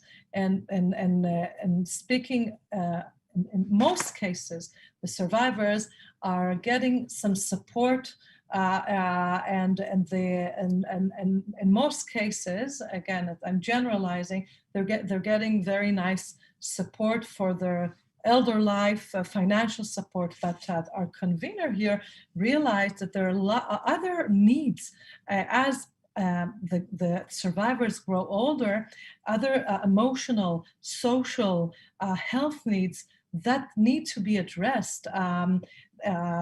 Lonesome, which is obviously a problem. It's universal as we age, but it was clear that it was actually a more I think acute in many cases with the Holocaust survivors. Some don't have children or very close relatives, and sometimes the children are very busy, etc. So this authority, the Holocaust Survivors Authority, decided to convene a roundtable, a task-oriented roundtable that would work for about a year and a half, and it said, well, I will convene it with 3 other conveners, so they can kind of legitimize the process. So it shared also the credibility with 3 other conveners, 2 non-for-profits and another ministry, talking again about divided responsibility, so the Ministry for Social Equality, and we helped them convene a process. So after a quite lengthy assessment, and again, sorry for the Hebrew, but about a 4-month assessment of interviewing the relevant stakeholders and doing some focus groups, and also doing some questionnaires for Holocaust survivors and their families, we convened the oops, what's going on with my slides? I was too ambitious here. We convened, wait, let's go back. Here it is. So we convened a process where, do you see me? You see me, right? Yeah, because I stopped seeing you.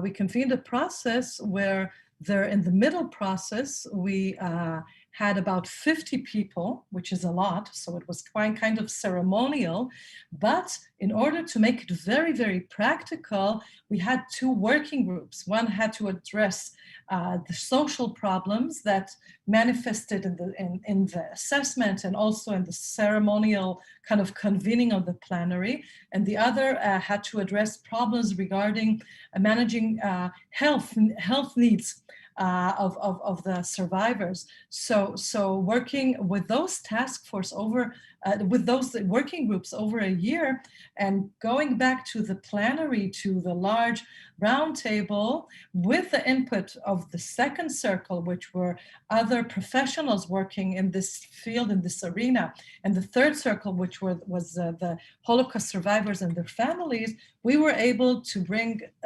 to help the roundtable come up with some very practical recommendations. One was providing, creating a platform that connects between volunteers and survivors in order to help them just come and visit every week or so, and go for a walk and play cards, and perhaps help them with computer literacy, etc. So a platform addressing that problem. And also another very nice, I think, recommendation, where Holocaust survivors who did not effectively have children in Israel, perhaps they left to other countries and had to manage and were in their houses, they get someone who integrates their health needs and schedules appointments, etc. So there were 2 very practical recommendations, tangible recommendation. I think that's one of the things that to me is very important as a facilitator, that we see tangible outcomes and a commitment of the sponsors and conveners to implement. That's very important too. And although it's always frustrating when you're not in the government, and I've been in the government for several years, about a decade ago. So it's always very frustrating to realize that it takes time to implement. But if you see that there's a commitment to implement, I think it's very important as mediators and facilitators, we have a very important conversation with the convener to make sure that and the sponsor, that they can really follow through with the process and the implementation. And another thing that we saw in this process is an improvement of relationship. It's a very dense arena with a lot of people who are very committed. Some people, it's their life mission, and some people are second generation of the Holocaust. And there were, in the assessment, it was it was apparent that there were a lot of conflicts and a lot of hesitation to commit. And my deepest satisfaction, other than the tangible outcomes that were implemented, was that the relationship in the arena has been improving. That's very, very satisfying. And I think other things to look into is what's in it for the participating organization, because they take energy, those processes, and what's in it for the representative that is going into those processes. And I think there's a lot of things, but we need to make sure, I think, as facilitators, when we design the process, to see those added values and to take a look. And I think also assessment is extremely important. I think I think I told AGN when we talked before that when I look at my work as a commercial mediator, where sometimes there are very, very complex disputes, but in the end of the day, after some amount of time or meetings, there is a result, and it's quite fast relatively. And here we need a lot of okay, so we need kind of patience as facilitators. So I won't talk about another process that I did want to talk about, which is an ongoing process to improve the skills of students in Israel. But I would say one thing about this process, that it involves measurement. And measuring is also very important, I think, and what to measure, what are we measuring, how we measure it, that's a question.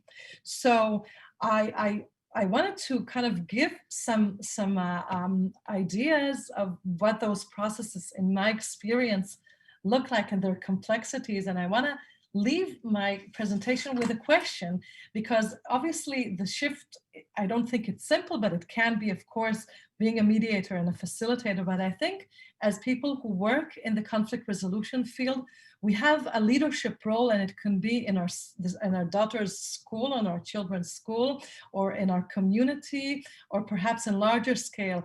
And we can be conveners and sponsors, and we can just facilitate a neighbor meeting, and maybe just be an engaged citizen. And that's also, I think, a lot when we come with what we come as conflict specialists. So that was kind of my take on those processes from my experience. Thank you so much for this opportunity. Thank you. Thank you for your wonderful presentation and encouragement to use mediation techniques in the public sphere. It seems that this field of social interaction requires the biggest attention on the part of the peacemakers. And thank you for encouraging it through your own example and sharing your experience. Dear participants, it is time to announce a coffee break, the second part with the discussion between the outstanding European mediation expert Konstantin Adi Gavrila Eleni Cheram Lambidou, Ersin Erdogan and Natalia Kaminskine, who will moderate it, will start on 7 p.m. Vilnius time. Stay tuned and be ready to ask questions related to the discussion on the following topic: mandatory mediation, an obstacle to justice, to access justice, or a good chance to settle. See you all soon.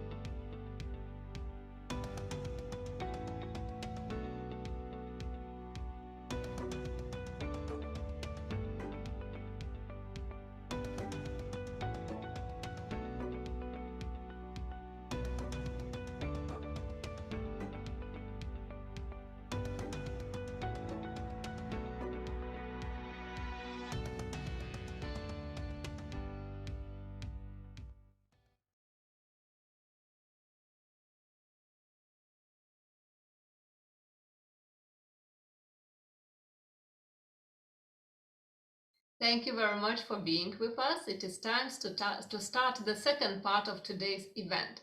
I'm happy to pass the floor to my great colleague and friend, Natalia Kaminskienė. Natalia is one of the first people who started to promote mediation in Lithuania more than a decade ago.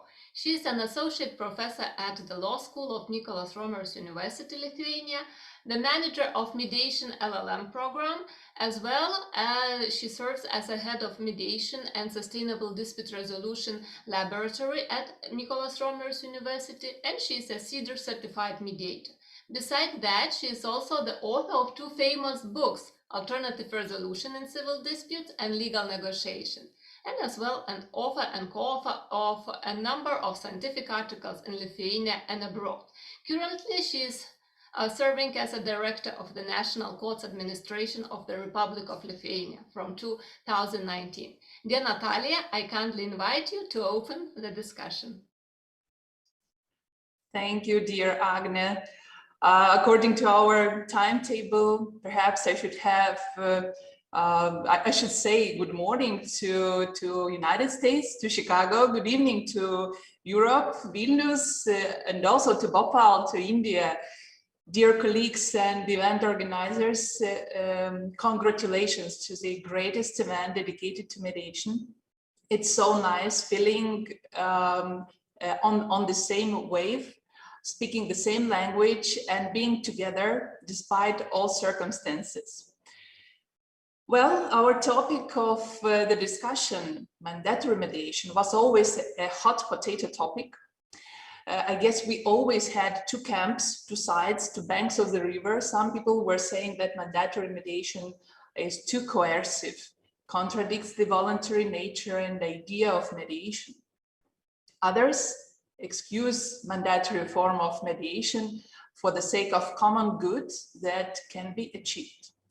But as long as the topic of the whole Congress is about using mediation to cool off the planet, I suggest we can call mandatory mediation a dish that should be eaten cold. What I mean, after good considerations, the periods of either falling in love with it or criticizing mandatory mediation, maybe even hating it, you might start to treat it as a purely pragmatic step of promoting mediation without forcing anybody to settle. Meanwhile, a couple of new countries joined the list of mandatory mediation ambassadors: Turkey, Lithuania, other countries. Why did they do that? And how are they doing? Was it worth trying? Did it justify the expectations? Maybe that was the first romantic impression. The crowds of people will stand and ask for mediation, will discover that mediation bliss and even forget about courts. Maybe that romantic impression evaporated. Or maybe it has turned to be a people's true love and courts finally felt the relief. From other side, are there any lessons to be learned and pitfalls to be avoided for those who still think about trying mandatory mediation in their country? And in the end of the day, is it an obstacle to access justice or just a good chance or good last chance to settle? I'm very glad to present to you the participants of our discussion devoted to this very interesting topic of mandatory mediation. Let me introduce my co-colleagues for this evening, Mr. Constantin Adi Gavrila from Romania. He's the co-founder and general manager of the Craiova Mediation Center Association, also co-chair of the Independent Standards Commission at the International Mediation Institute and director of ADR Center International. Also, I'm glad to present you Madam Eleni Charalambidou from Greece and Cyprus. She's mediator, negotiations advisor, and trainer. Of course, I will tell more about her a couple of minutes later. And also our colleague, Mr. Ersin Erdogan from Turkey. He is mediator, associate professor at Ankara Yildirim Beyazit University, Faculty of Law. I hope our small discussion will allow us to answer all the questions I tried to pose. And of course, you are also very welcome to ask questions, as I know it is possible to direct them to us through the YouTube. But before giving the floor to my dearest co-members of the discussion, I will use my rights and tell you a couple of words about mandatory mediation in Lithuania. Why did we come up with the idea to use it, to set it in our legal system?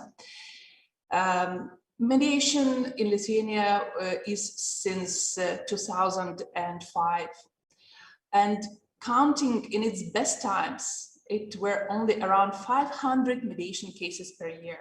So of course, the decision was made to start mandatory mediation for family disputes, trying to develop mediation, because we didn't feel that it's enough to have only a couple of hundreds of mediation cases. Lithuanian society has a deep historical traditions of solving disputes in court.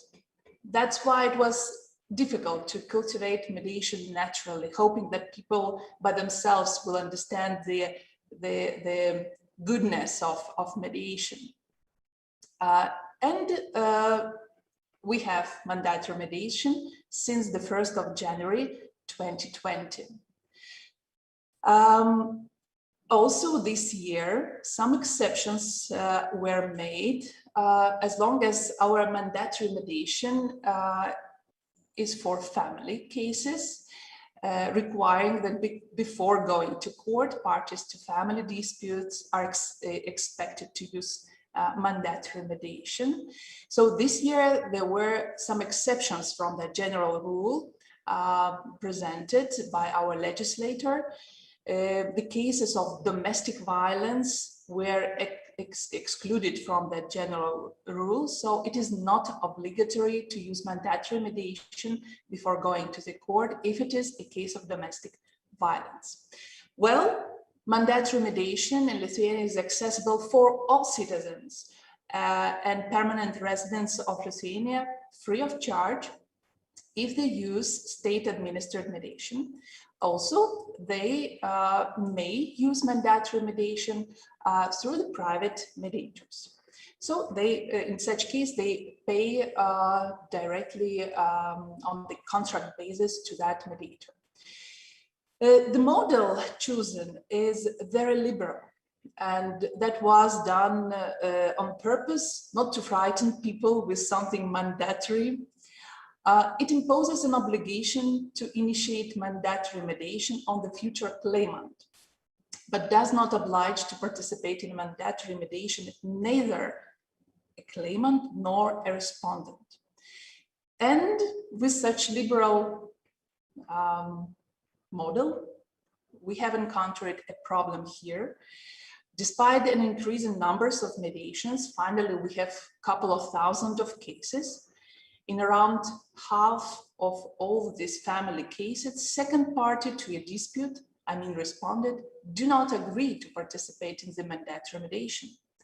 And the reason that we feel that why is it happening, is a lack of trust in mediation and mediators, lack of belief that their dispute can be solved without the court, without the judge, and of course perceiving mediation as a formal barrier to sue the other party.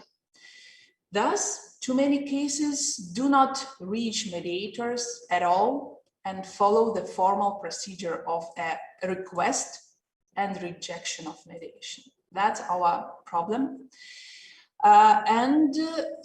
We can make a conclusion that half of the parties, for them, it becomes a burden or an obstacle to bring an action to the court, while the other party is in more favorable situation and may even manipulate the case.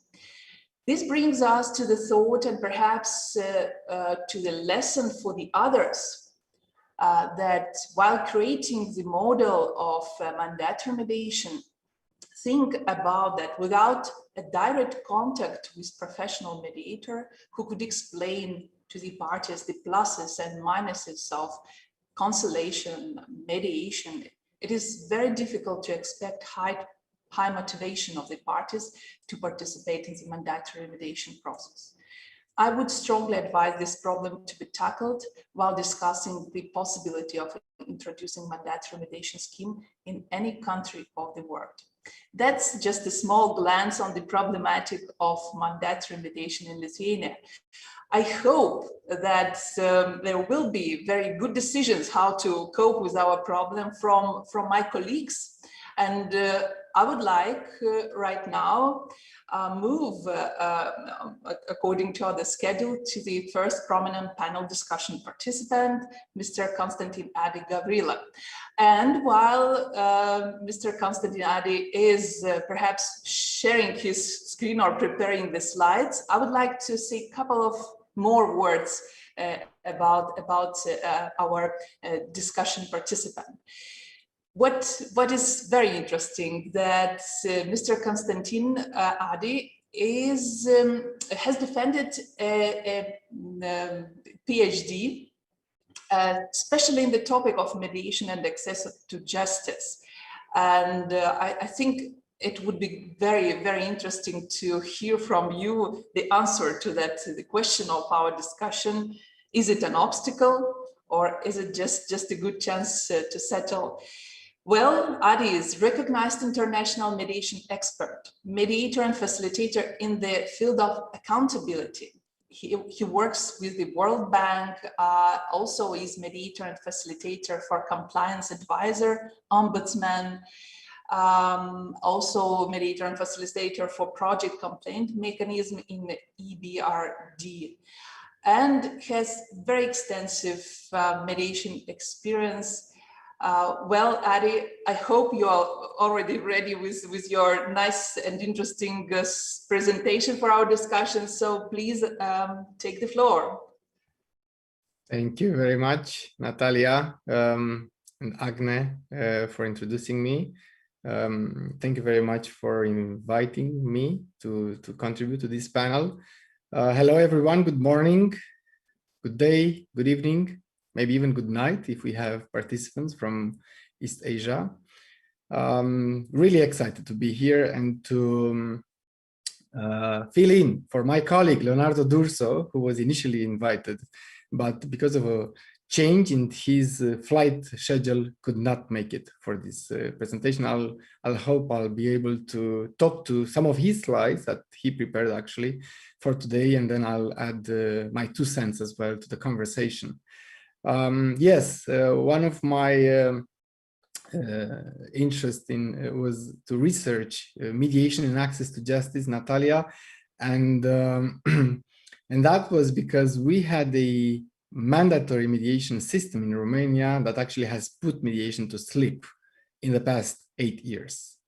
And some of my learnings are that mandatory mediation is a concept, just like the concept of apology. It depends what we mean by it. And it can mean a number of things. So we have to be very careful to what exactly is mandatory and what happens if somebody is not fulfilling the obligation to do this or to do that. Because in these details actually lies the success of the model. But let me share a few slides with you in the next for the next 10 minutes or so, and then I'll be happy to take questions and to contribute to the conversation. I'll start very simple with a sample of 100 disputes. Let's assume that we have 100 disputes. We live in a country somewhere where mediation was not part of the culture, and you know, it's being introduced perhaps now. And out of these 100 disputes in sample, let's say that 30 are settled by participants themselves. They negotiate agreements. Let's say that 30 are still brewing under the surface. They're still cooking. Maybe they're bubbling a little bit, some early signs of conflict, but they're not there yet. So what are the remaining 40 going to do? Probably, as you mentioned previously, Natalia, they're going to court. I mean, this is the default option, right? 40 left for litigation. Well, the problem is that those cases, even settled by courts, will create new conflicts. And here is how we start a vicious cycle. And that's the world we live in. And interestingly, conflict is profitable for many. And that's why this circle is helpful for many. So the question is, some of us would like to break it, but some of us would be interested in how that can be done, because they perhaps would not be able to profit so much.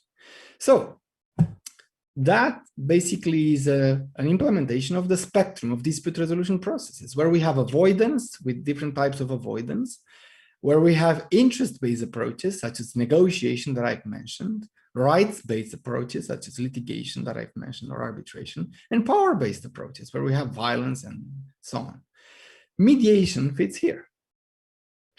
And it's not easy, actually, because it's about having people to recognize that they have failed themselves to reach an agreement.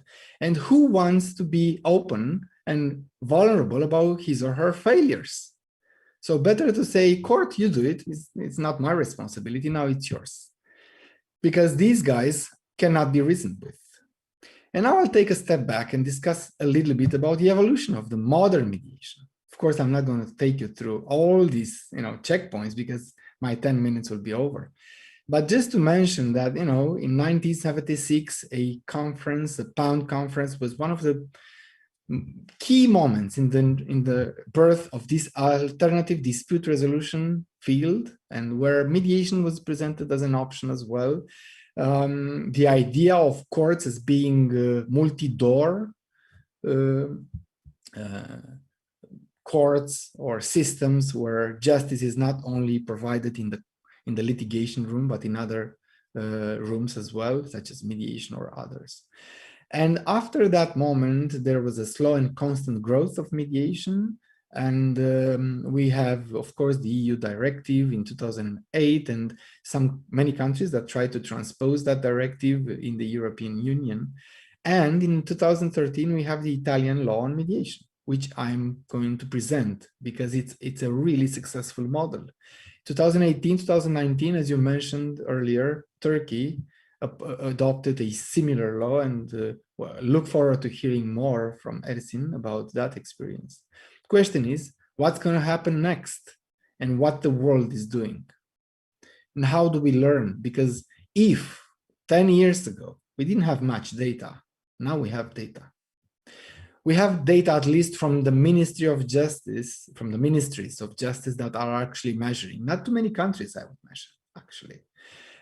But there are countries where we see data being fed, and that's going to be critical, because now we're going to looking at the system, and the system is like a circle. It's a circle where each country is placed in a different level. Usually it starts with international best practices that should inform whatever local development.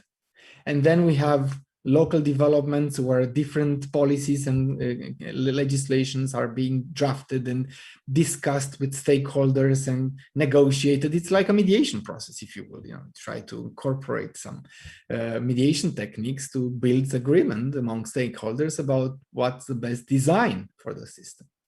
And then, of course, you need a couple of years at least to monitor and to perhaps adjust the system. And then you have to be open and look at new developments. And then perhaps you look back. And then there is a cycle. And for example, Italy is not at the first cycle. Perhaps it's at the second or the third cycle, because this is how it works. And ideally, it should improve things. Not the case in all countries, I would mention. Not in Romania, at least. So what I would say now is that most countries are focused on the supply side, developing the supply side, accreditation schemes and monitoring schemes and creating mediation centers, and how do we provide mediation focusing on the process. Not too much actually on the demand side. And actually that is the key. And what we're saying is that effective policies cannot be based only on referral from judges and, you know, preaching the word and creating the culture, because that's not enough. It's not a matter of opinion now, it's data. So what we're saying is that in order to be successful, we need to integrate this effective initial mediation session. It's if you want, a mandatory consideration of mediation that World Bank applies wherever they receive a complaint. They will ask the parties, would you like to mediate? That's the initial session. There you go. So it's a very simple thing, just to see if they would like to engage, if they have appetite for dialogue. It's not about making the process mandatory, less about forcing people to agree, right? So we have to see the differences and shades of gray, if you will. That's the structure, very simple. Have a request, send an invitation letter. If the other party declines, that's it. Otherwise, you have the first session where the parties decide if they engage in mediation. If they don't, it's absolutely fine. They can go to court. The court will always be there. And if this session is not very expensive, it's very accessible and easy to be organized, then it's all fine. And of course, you can use legislation to regulate that affordativeness. And then, of course, if both parties agree, then they voluntarily engage in mediation. See the difference? And it can be very, very effectively implemented. Of course, it has to be discussed with many, lawyers included, and I'll have a slide about that. Very simple. The result in Italy after 8 years is that 87% of the close to 200,000 mediations that they are being organized per year are being brought by this scheme, by this model.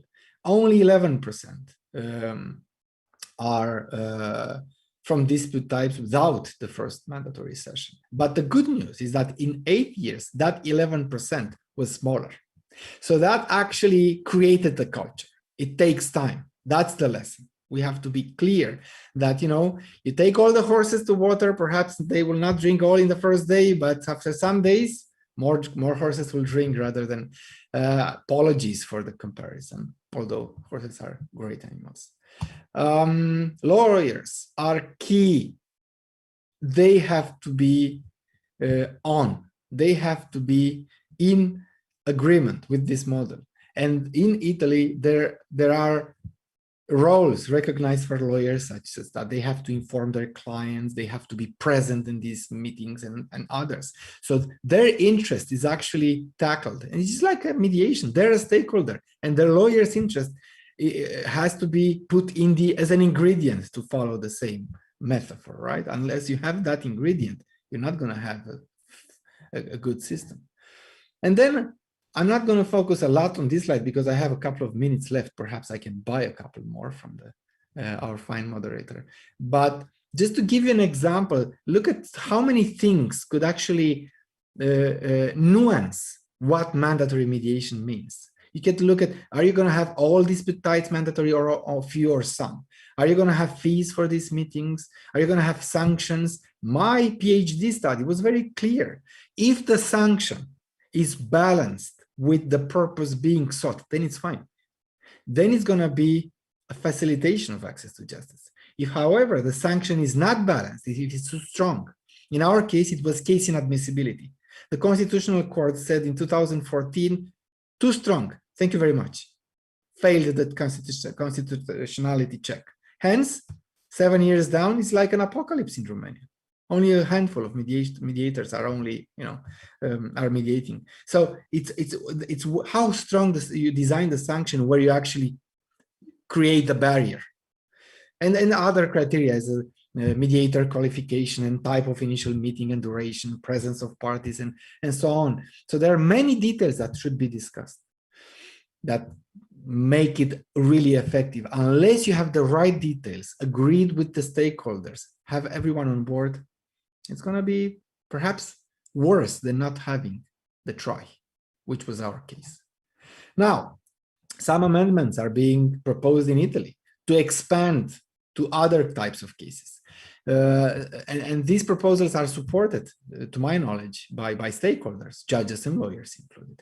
Increase the incentives, tax credit up to 600 euro, you pay mediation fees, you can deduct from your taxes. So basically it's for free. And then other very interesting incentives, parties participation, parties they have to attend themselves, better regulate sanctions as well. And here is where Italy has to be careful not to, overreach. Public institutions, if the government that adopts, that proposes legislation will be the first to start to use this model. It's like selling toothpaste and actually using it. Otherwise, why would you propose legislation that we can't use it because we have, reasons. Then you could encourage the citizens and, of course, the private sector. So many things are being proposed in Italy to actually make it better. New developments, I'm not going to spend too much time because that's a whole conversation. Obviously, I was way too optimistic when designed these slides, but there are a lot of new developments, as well as, just to give an example, the online mediation, so many benefits for online mediation, for using technology to mediate, moreover, with the courts closed. And just to end now, going back to our sample of 100 cases, instead of taking the 40 remaining cases to litigation, take them to mediation. And usually the international settlement rate is 50, 60 to 75%, maybe even 80, 85. That means that you only take 10 cases to litigation, and perhaps not more than 10 new conflicts are created because of this. So that's all from our side, Leo's and mine. I'll stop sharing. Apologies for the extension of my time, and look forward to the conversation coming forward. Thank you so much for very interesting and very illustrative presentation. It always catches the eye. And I wonder, did Romania follow the Italian model? If not, why? Because it really like a good example to follow. Well, I think smart people learn from their mistakes and smarter people learn from others' mistakes. My advice is to learn from the Romanians' mistakes. What we did wrong in Romania was to make it mandatory only for the plaintiff to attend this first meeting. It was not a mediation session, it was an information session. And the defendants were free to ignore. So, of course, it was all a formality. All that mediation doesn't want to be, a formality. That was why mediation was created, to become an informal alternative to court litigation, to take people from the formal institutionalized setting. So Romania actually achieved the opposite by creating this system. Basically, plaintiffs would come to mediators to take their paper and to go to court, because defendants would never, almost never, accept to attend these meetings. Why? Because they could ignore. So to make things worse, the plaintiffs that would not attend these meetings would be sanctioned with case inadmissibility. So the very substance of their right will be touched. Hence the Constitutional Court's correct decision, although the motivation was not perfect, but that's a different conversation. Thank you for the question. Thank you for your answer, because you touched the same problem of Lithuania. So we step on the same or get into the same pitfalls. But let's hope that would be a good lesson for us, and we will search for better experiences and more successful stories. So thank you, Adi, at the moment, because we will come back to you, and I'm wishing to give the floor, this computer floor, to our colleague from Greece and Cyprus, Madam Eleni Haralambidou. As I promised you to tell a bit more about our colleague. He's an accredited mediator by Cypriot and Greek Ministers of Justice. She's the head of the cross-border mediation department of ADR Point, a member of the mediation panels of the Cyprus Chamber of Commerce and Industry and ADR Central Global, and she's a very experienced trainer at the Athens Bar Mediation Training Institute.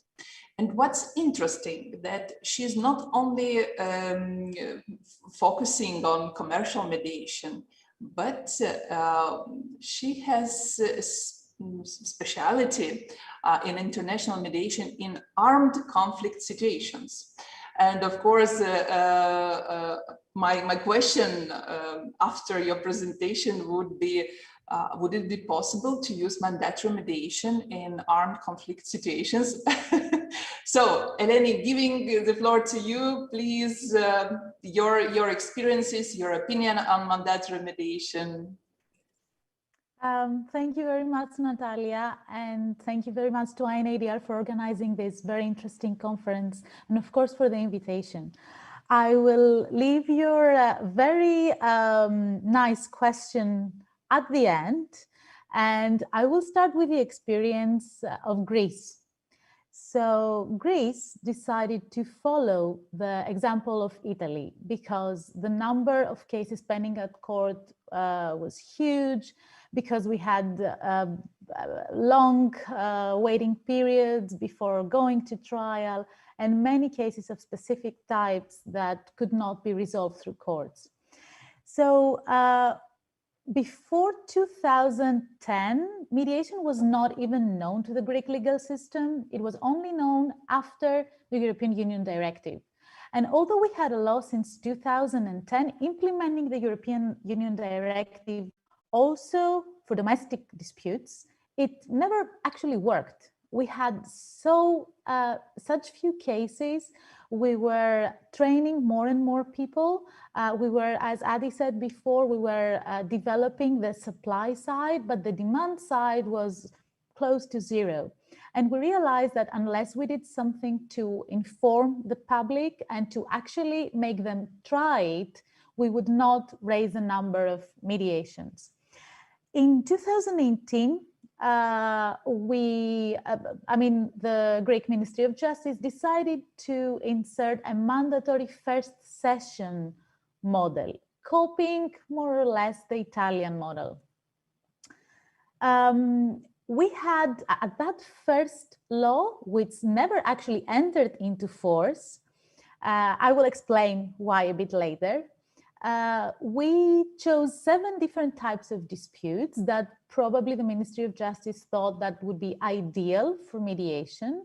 So they went with a type of dispute model, and the parties, actually the plaintiff, would have to apply to a mediator for a mandatory session, and both parties would have to pay in total 170 euros plus the expenses for their lawyers, because the particularity in Greece is that all disputes that are above 5,000 euros, if they go to mediation, then lawyers must be present.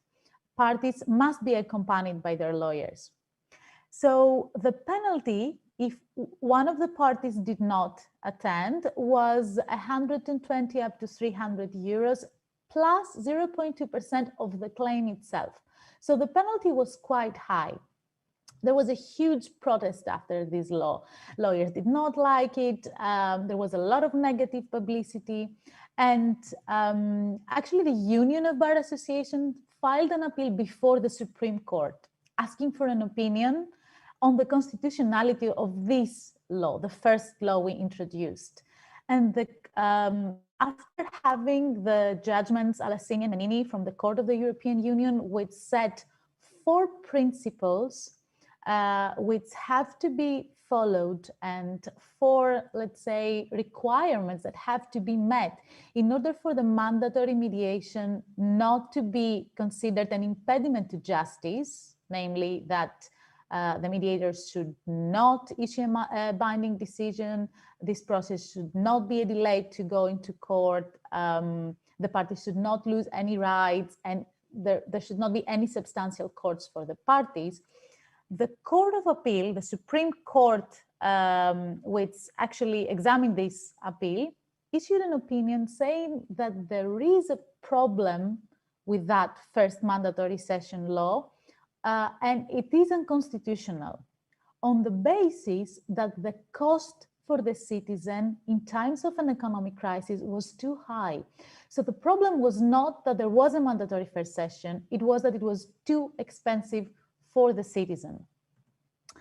That is why these provisions of the first law never entered into force, and the Ministry of Justice started examining amendments. And then we arrived at the law of 2019, which is now in force. Actually, it entered into force for family disputes in March 2020, and for other types of disputes in the summer of 2020. So now, with a new law, which has a similar but also quite different system, the claimant must again initiate the process, and that session can take place anytime. You can invite the parties to this mandatory first session even before filing for a court order, but you have to complete it at least before the deadline to submit your proposals at court, which is usually 100 days after filing your lawsuit. So this gives the parties two options. If the environment is good and one side invites the other for a mandatory first session before filing, then it's even better for the parties. They have more chances to find a solution. But if the respondent, if the other party does not really want to cooperate, then they see that someone filed a lawsuit against them, and then they are, let's say, forced to join them in a mandatory first session within the first 100 days before submitting the proposals to the court. This law applies to family disputes with a few exceptions, as Natalia mentioned at the beginning.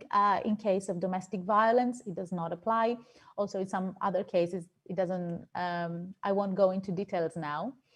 It also applies for regular proceedings, for single-member court of first instance when the dispute is above 30,000 euros. As you probably understand, this is a huge number of disputes. So all disputes that go to single-member court of first instance and are above 30,000 euros, they go to mandatory first session. And the same applies to all disputes that go to multi-member court of first instance. The legislator decided that it would be best to open mandatory first session to almost all kinds of disputes, and perhaps later see from the statistics in which cases works better and in which cases it does not work. So for the past few months, we have been collecting statistics. Actually, every mediator has to file a report every 3 months, naming the types of disputes he handles and how many of them were successful or successfully transformed to a full mediation and how many were not. And we hope that in a couple of years, we will have enough statistics to see the types of cases that are best for this mandatory first session law. Also, it's mandatory to go to mediation when you have a mediation clause in your contract. What happens if you don't do that?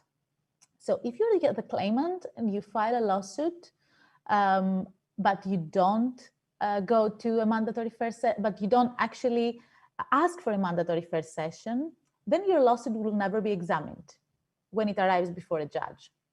But if the proceeding, the process is initiated and a party does not appear at the session, then they may get a penalty, a fee of up to 500 euros by the judge. So this is the, let's say, the stick. Unfortunately, there are no carrots. There are no tax incentives or other incentives. So there is only the fear of the penalty at the moment that drives the parties to join the session. There is actually a number of people who do not appear at this mandatory first session, but generally the appearance rate is quite good. What is the goal? The goal of the session is described in the law, and the mediator has to inform the parties in general about the benefits of mediation, but he also has to inform and examine whether this specific case that is in front of him is good for mediation. So it's not a general information session, it's a more specific information session. The goal, of course, is to proceed to a full mediation and resolve the issue. There is no limit as far as it concerns the duration. and the mediators may use joint session or caucuses. There is no problem. And it can also happen online, as it does, due to the coronavirus. To be honest, it was a huge challenge that this law first entered into force in summer 2020, in the middle of the pandemic. So most of these sessions take place online, which is quite unfortunate. The mediator will be appointed in two ways. So the first way is by the parties. The parties can agree in advance, or they can, or the claimant can call a mediator, and then the mediator calls the other side and gets an approval. And actually, about the statistics of the first few months showed that about 50% of these first sessions, the mediators get appointed like that by a joint agreement by the parties. If the parties do not agree, then we have a central mediation committee at the Ministry of Justice. And the claimant can log in online and with a few buttons ask for a mediator to be appointed by the registry.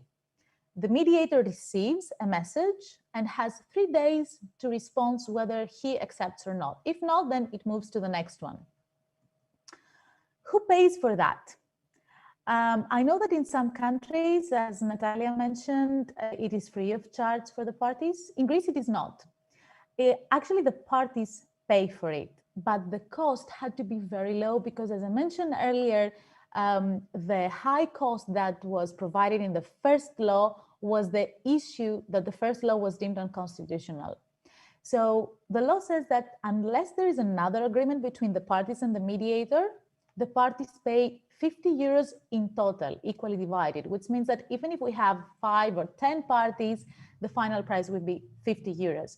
Of course, in practice, usually mediators ask for something more, a better remuneration, and the parties usually agree to that. They understand the value of the process. Then, if the mediation continues, the mediators are paid by the hour, as it happens in many countries. But also, as I said, the presence of attorneys is mandatory. So So the party also has to pay his or her own attorney for the mandatory session and for the full mediation process, whether they decide to continue. And I've stopped my PowerPoint presentation because I would like to share for a couple of minutes my feeling for these first few months that we experienced this situation. We have seen parties dismissing this mandatory first session and coming to the table just to get the papers and go to the court. But what was also surprising is that we see some lawyers who come to the table and they tell us, I wanted to use that before, but I was afraid to propose it to the other side. And this is a very good chance for them to come to the table because the law obliges them to do without losing faith. The statistics show that about 20% of the cases go to a full mediation, which is quite good. 1 in 5 cases going to a full mediation is quite good. And what was also quite good is that we saw a big increase in the cases where people come to mediation voluntarily. And that happens especially in family disputes because now lawyers have tried it in the mandatory session and they advise their clients to try it in other cases as well. Don't get me wrong, the numbers are not huge yet. They're quite low and we're actually expecting the statistics of this trimester to see how it goes. The institution is quite new, but it is very promising that suddenly within a year, we see more mediations that we have seen in the previous 10. So it looks like it works. Thank you. Thank you for sharing your very interesting experience, especially understanding that it is the second step that you have taken after the first step that wasn't very successful. So I from the bottom of my heart, I of course wish you the very best success with the new try. And I wonder, just a small question, because the big question that we've got through YouTube channel, I will leave for our general discussion.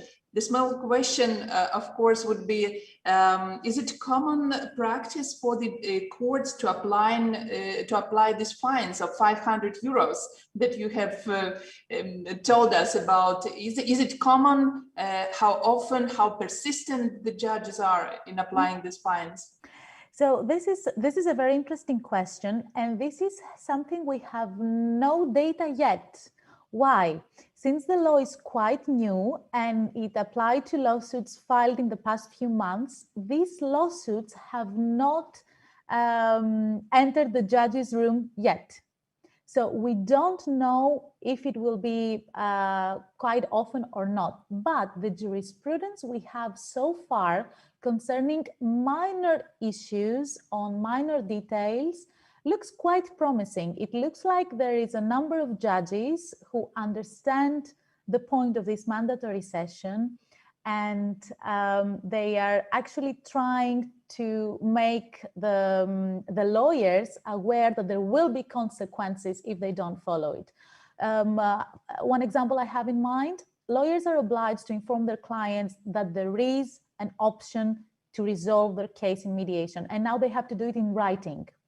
And they have to submit a paper when they file a lawsuit where their client declares that he has been informed by his lawyer. In cases where the lawyer submitted this paper late, the judges said, no, you should have informed your client about that option earlier. And they have even dismissed cases for that. So this is quite promising. I agree with you that strong position of the court, not allowing to manipulate the case, not allowing to manipulate the mandatory mediation scheme is also the key factor for the success. And Eleni, last moment, I would like to hear your answer if it's possible. Of course. Of course. Mediation in conflict. Actually, my specialization was during my master's studies. It's not something I'm practicing at the moment, but the question is very interesting. I'm coming from a country which has a long-standing conflict between the communities. I'm coming from Cyprus. And this is why I studied mediation in armed conflict situation or in countries in post-conflict situations. What happens it would be really nice to see mandatory mediation in armed conflict mediation, but I'm not sure that there is an enforceability mechanism to make that work. However, it is a great tool in armed conflict situations to utilize mediation for a ceasefire. So when parties want to have a ceasefire and none of the sides takes a step back, the best option not to lose face is to start the mediation through a third neutral country or the UN or another organization. Thank you, Eleni, for all your great answers. And we are moving forward because not so much time left. And of course, I cannot leave our last presenter, last participant of the discussion, Mr. Ersin Erdogan. I will tell you a bit like a kind of a personal story because I've met Ersin couple of years ago at the conference in Turkey where it was publicly announced that finally today the Turkey adopted the law on mandatory mediation, and it was a very big change and a great news for all participants of that international conference on mediation. So I'm very glad that Ersin has the opportunity to participate in our discussion.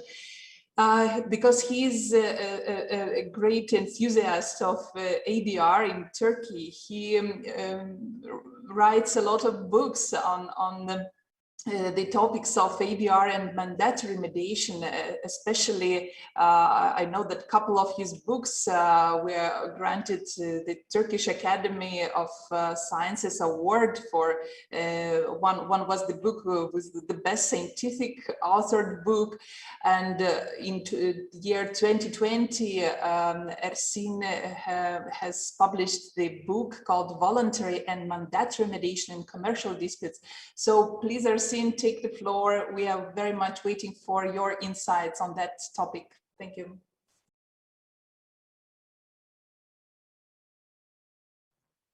Thank you very much, Natalia. And also I have to say thank you for your kind invitation and give me a chance to speak here. And I know to organize a Congress is very difficult things. I have to send my great appreciation to all organizers who give their times to great events. And I will make very brief presentation about the Turkish experience on the mandatory mediation. Of course, you also tell something, and the AD also tell something about Turkish experience. We briefly use the Italian model, but we adopt it according to our national legislation as well. So I will make a brief explanation, and most of the parts of my presentations will be about the statistics about the mandatory mediation, how it affects the numbers of the cases in Turkey. So I will start with the brief history of the mediation in Turkey. Then I will explain why we need it. You will see that why we need it more than Italy or Lithuania or Greece. We have the really huge numbers of the workloads. And then I will explain briefly the scope of mandatory mediations. You also remembered us now that we have this big coincidence. We have the commercial disputes, the mandatory mediation for the commercial disputes at the same day. We have the conference. We have now for the consumer disputes as well, and then I will give you some statistical data about the mandatory mediation in Turkey. It's very similar to Italy and Greece. I think we start with the voluntary mediation in 2013 for the civil and commercial disputes. The main criteria here was that the dispute has to be subject to the wills of the parties. If the parties can make a private agreement on that issue, so they can mediate these disputes as well. So the voluntary mediations consist of the labor disputes, lease disputes, consumer disputes as well. So we have some amounts of the cases that are settled through the voluntary mediations. Only, as the Elena also tell for the Greece, that we have also family disputes is eligible for the mediation, the voluntary mediations. But if there is an issue or claim, there is a domestic violence issue, so it's not eligible in Turkey as well for the mediations, the voluntary and the mandatory mediation as well. Till 2018, we have only the voluntary mediations, and we have approximately, I will give the details later, 24,000 cases that are settled through the mediations. Then, in January 2018, we started with the mandatory mediation. We take these many examples from especially the Italian. I know the Leonardo also come in Turkey to explain the Italian model. We discuss it almost 2 or 3 years, and we choose the similar opt-out model, not just to participate on the first meetings, but we have really the mandatory mediation sessions before the litigations. It is regulated as the prerequisite to initiate the litigations. If you didn't try the mediations before the initiating the litigations, then the courts will directly reject your claims without discussing anything, without sending that letters to the other party. The case will be rejected directly. They say that this is the cause of actions, so this brings some procedural questions, and this may create some hesitations. If you have a time, I will explain it in discussions part. So why we need it, you may see these slides here. The numbers of the cases are real, and you please do not hesitate that. We have almost 5 million pending case. 5 million, I think this is maybe just a whole population of small country. We have only the litigation this time. The civil courts have almost more than 2 millions. We have criminal courts have almost 2 millions, and this is really a high workload for the Turkish courts. So it was just an emergency situation for Turkey. We need another solution to decrease the numbers of the disputes, or to find another way to solve disputes in a speedy way. You may also guess that if you have a 5 million pending case, it is not easy to finish these litigation in a reasonable time. So you may have to wait almost approximately 6 years for the Court of First Instance, Appeal Courts, and Court of Cassations. So this was a really problem for the Turkish judicial system. So the Turkish lawmaker decided to apply the mediations, the mandatory mediations, as a solution to this huge workload. And we started with the labor disputes. This can also seems interesting because the labor issues, the labor relationship is important for the both parties. The continuance of the relationship is also important. But if we have the stronger party, weaker party, it may be difficult to start with such a kind of fragile relationship. But there was only one real reason for this, why we start with labor disputes. The number of the voluntary mediations, when we check them, almost 80% of them was the labor disputes.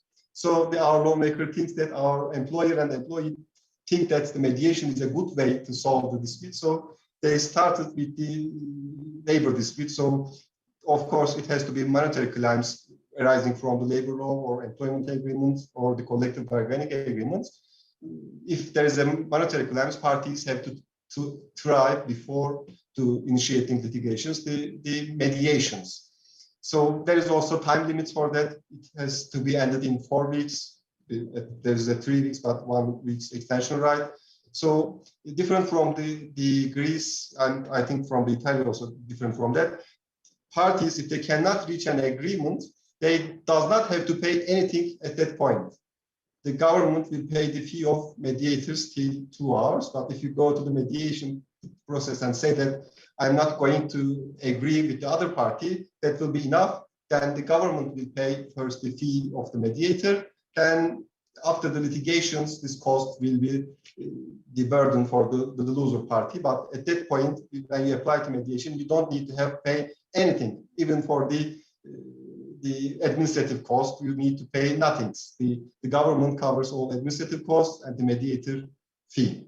So then the Turkish lawmaker also thinks that this works for the labor dispute. So why we didn't try it for the commercial disputes? And at the same day that we had that conference in 2018, we learned that the government passed that law from the parliament, that since the January 2019, we have the mandatory mediation for the commercial disputes, but here again, it has to be monetary claims, such as the action of debt or compensation claims. So here, the time limit is a little bit more than the labor disputes, because it's thought that the commercial issues may require some more times to negotiate, so parties may need more time. So here you have 8 weeks to finish the mediation process. And here again, the parties does not have to pay anything. Then they apply to mandatory mediations.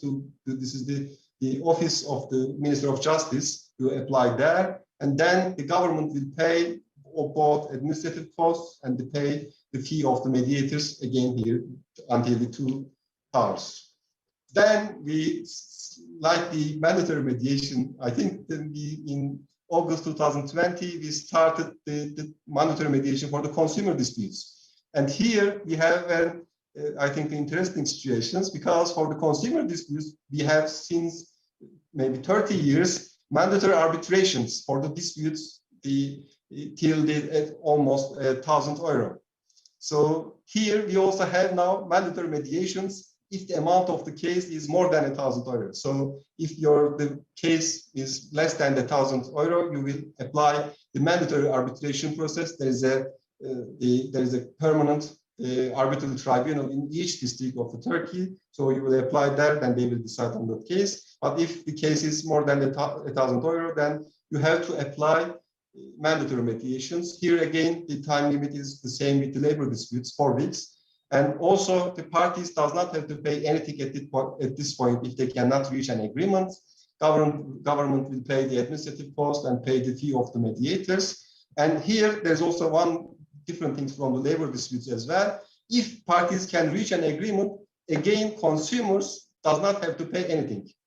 The government will pay the consumers' side to the mediator. Then the other party, the seller or the service provider, have to pay his own fee, but the consumers in the mandatory mediation case has to pay nothing, even if he reach agreement or they cannot reach an agreement. The government will cover the cost of consumers because of these issues. This has to not an obstacle to the access to justice. This is important for the consumer issues as well. So they have to pay nothing for the mandatory mediation cases.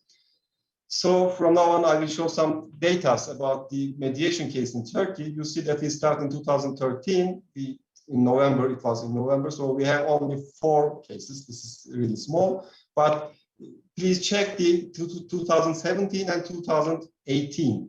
When we started the mandatory mediation in 2018, the number of the voluntary mediations also increased in a very high level. It was to 20,000 almost 1 year before in 2017, and in 2018 you can see that it was 60,000, and then in 2019 150,000, and now in 2020 we have 153 cases as well, 150,000 cases as well, and you have to take that there was a pandemic in 2020. It also affected the numbers of the mediation cases. We prepared a paper, I think, with Natalia on this issue as well. But now, this is the number till the end of 2020. We have almost 400,000 voluntary mediation cases, which the 98% of them ended with a settlement agreement. Parties can reach an agreement. I think this was a really huge numbers when we compared our caseload, not so high, but we can say this is a very huge numbers. But the important thing, when we start the mandatory mediation, it also led to increase on the cases for the voluntary mediations. Parties may try to choose the voluntary mediations after the awareness on the mediation increased in the society. Here you can see the mandatory mediation, the statistics on the labor disputes. Here the number is also so high. In 3 years, we have more than 1 million mediated cases, and almost 600,000 of them end up with an agreement. So we have 60% of success here. The disputes, the 600,000 disputes cannot go to the court. So this helped the workload also court as well. So this is also very huge numbers. And here you can see the commercial disputes. We have the almost similar ratio for the agreement. The number is a little bit less since it is for 2 years, and the scope of the mandatory mediation is a little bit less than the labor disputes. We have more than 200,000 cases that are negotiated through the mandatory mediation process, and almost more than half of them end up with an agreement. And for the consumer disputes, it is really new, but we have almost the same ratio. Here is a little bit less than the commercial and the labor disputes, but here is the half of them is end up with an agreement. But here you have to take into consideration that we have the mandatory arbitration as well. So most of the cases are solved and settled through the mandatory arbitrations tribunal, but the other one can be solved through the mandatory mediations. We have this 52%, and this is the photo of data I request from the Minister of Justice from the Turkey. So they send me the actual the data from this 10th of June. You see that we have both mandatory and voluntary mediation in 3 years and voluntary mediation in 8 years. Almost 1.5 million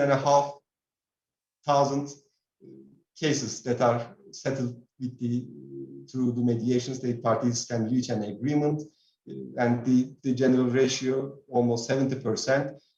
I can say from these numbers that Turkish people like the mediation, so they can try to solve their disputes through the mediations. I think the ADI also told us this is you cannot expect the parties directly to use the mediations when you enact a new law. You have to wait the society to learn that institutions, to be aware on that institution. So then this will lead also to increase of the use of that institution. The mediation is such an institution in Turkey. The head of the Turkish Minister of Justice for the mediation issues told me that in each week now in Turkey, we have almost 5,000 or 6,000 voluntary mediations agreement.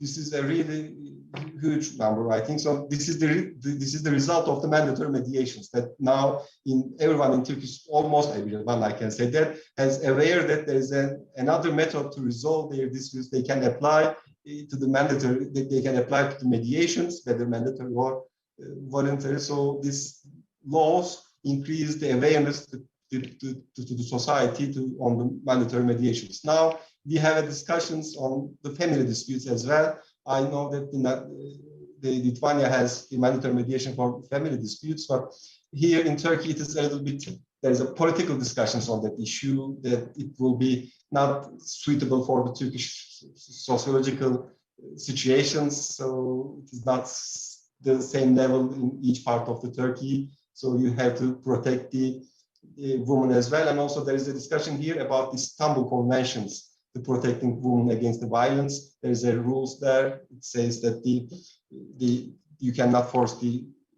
mediations or alternative dispute solutions on these issues. So, but we have these discussions. Maybe in near future we have the mandatory mediation for family disputes as well. I also again say thank you very much for your attentions. And if you have a question, you are welcome. I'll try to answer them. Thank you, Ersin, very much for your presentation. Indeed, I've heard a lot about Turkish miracle.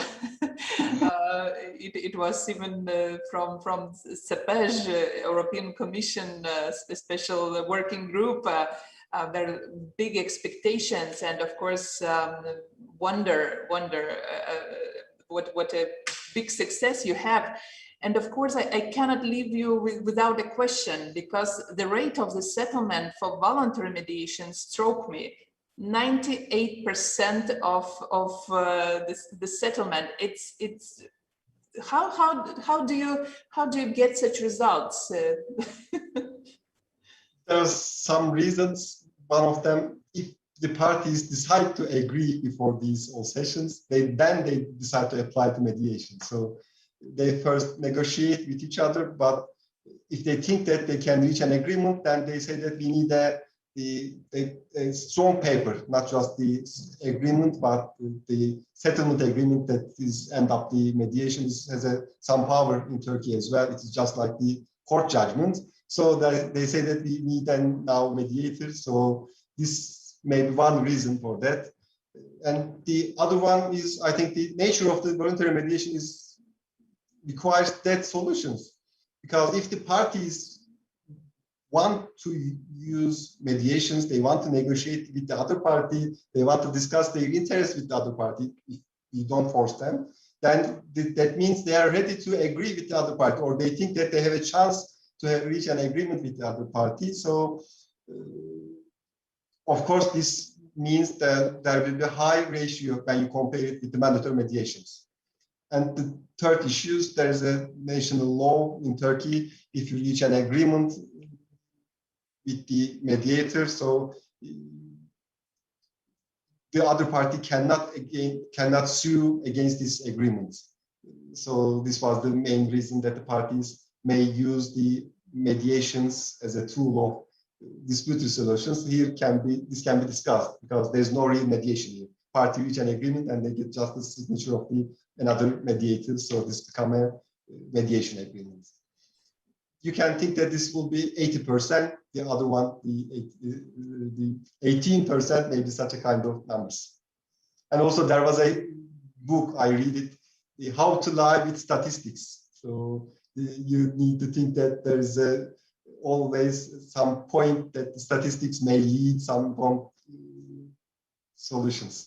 That was a provoking question from my side, because your arguments why you get such a high rate of settlement prove that voluntary mediation is more promising than a mandatory one. Mm-hmm. So of course I would invite also Eleni and Adi to express your opinion. So now here we have the results that voluntary mediation is more resultive. So would it be a good argument to say that mandatory mediation is only a deviation and not a norm, not a natural part of mediation development. Maybe it's just a, you know, like a fashion or anything. What would be your opinion, Ersin? If I could also direct that question to our colleagues, maybe Adi, would you explain your opinion on that matter? Let me give you an example. Think about food and healthy food, okay? More and more governments and international organizations are regulating what kind of ingredients could be put in food. Why? Because of the health of the population, because of the fact that, you know, the taxes will have to fund the health systems, and basically the health systems are overburdened already. So there has to be some regulation in order to use the public funds efficiently. Same with mandatory mediation. It's about policy. What is it that we stand for when it comes about dispute resolution? Because statistics are saying that 80% of the funds, public funds needed to fund the justice systems, are not paid by the beneficiaries of the justice. So it's all in terms of thinking about efficiency. What is that we can do to actually be true to the taxpayers' efforts, and making a reasonable effort. I think it's just a way, could be a transitory way, to actually build the culture that we're all preaching. I don't see it necessarily as something that should be, you know, regulated permanently, but perhaps we need some good years to educate before we would have like all the good things happening and people eating on their own what they should. So I think it's a lot about education and the time needed to educate. Thank you. It's perhaps the same like we are educating our children to eat broccoli and they don't want, but then they get used to, and we see good results for their health and also are happy for our families. Eleni, would you have your opinion on that matter also? Natalia, you asked if it is a fashion, and I would say it's certainly trending in different countries, but I don't think it's a fashion that will go away or pass, because it is very useful for both things. The first one is the one that Adi already mentioned. We're educating the public, and it will take years, if not decades. And the second thing is that even when we do that, some parties will always be afraid that if they invite the other side for a discussion, this will be considered as a weakness. So the law will always provide that safe space to for people to meet without losing face. And I think there is a third argument that we saw in practice now. There are many companies, many big companies, insurance companies, banks, that would never decide, because their internal mechanisms are actually moving very slowly. They would never decide to go for mediation unless there was a law demanding them to do so. And that is another reason why mandatory mediation forced these companies to try and start resolving disputes through this process. So I think it's here to stay for a long time. Saving the face, yes, that's a very important argument. And colleagues, we have a question from YouTube. That's great. That means that we are being watched. And the question is rather serious. What are the circumstances that are the most important and encouraging in developing of mediation in the region of Central Europe? Not only mandatory mediation, but mediation as a whole. Circumstances and encouraging things that develop mediation. Would you give your opinion on 2 or 3 things that are the most important to your opinion, in order to develop mediation? I can give you one, Yes. if I may. I will give you one, and I think that's enough. The opt-out system. I think that's the first thing that should be put, and then, of course, promotion, incentives, good quality, and a good data gathering mechanisms to actually understand the impact of whatever policy is being implemented. Thank you for the question. That's a great one. Ersin, Eleni. I can also say, or Eleni maybe first. No, please go first. Oh, ladies first, please.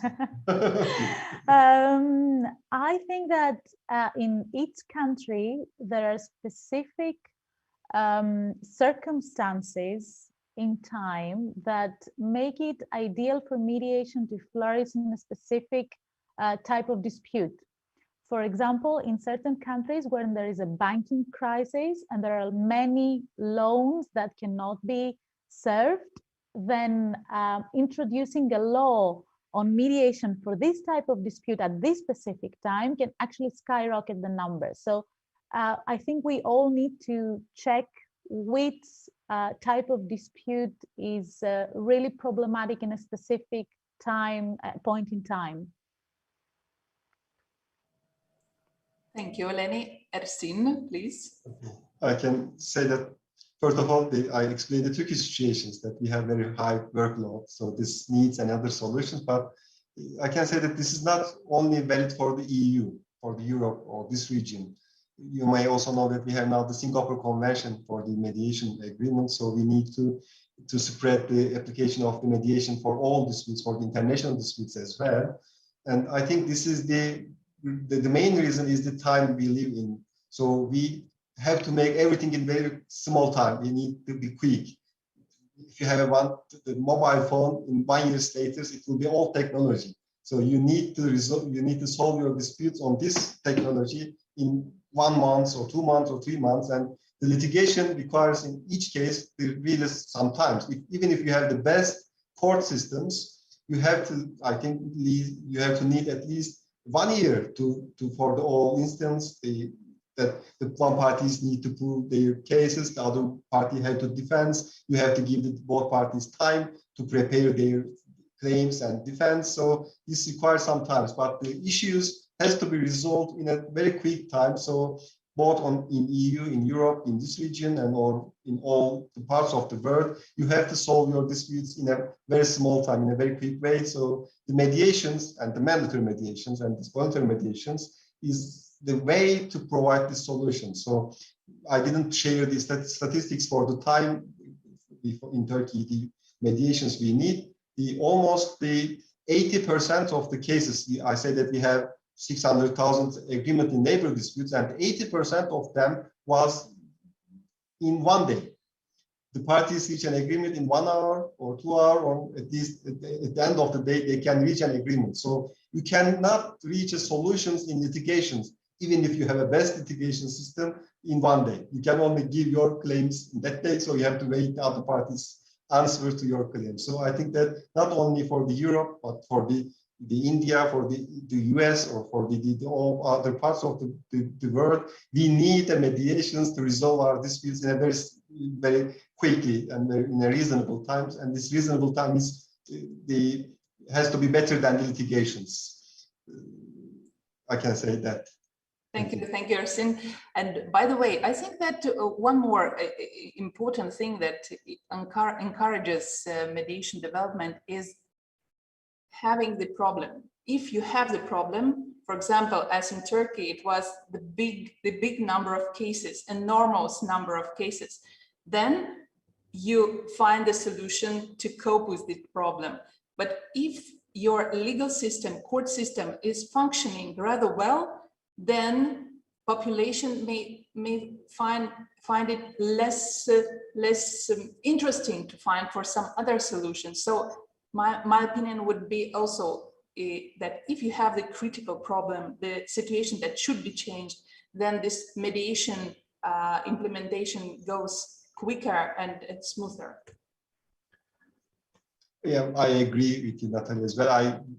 I also make my research in Germany in some part of my life. So I read many articles in German language, and they say that we don't need a mediations because we have a very good court system. So the judge is better than any mediators or any system. So we don't need these mediation or mandatory mediation issues. We solve our disputes in an ordinary way.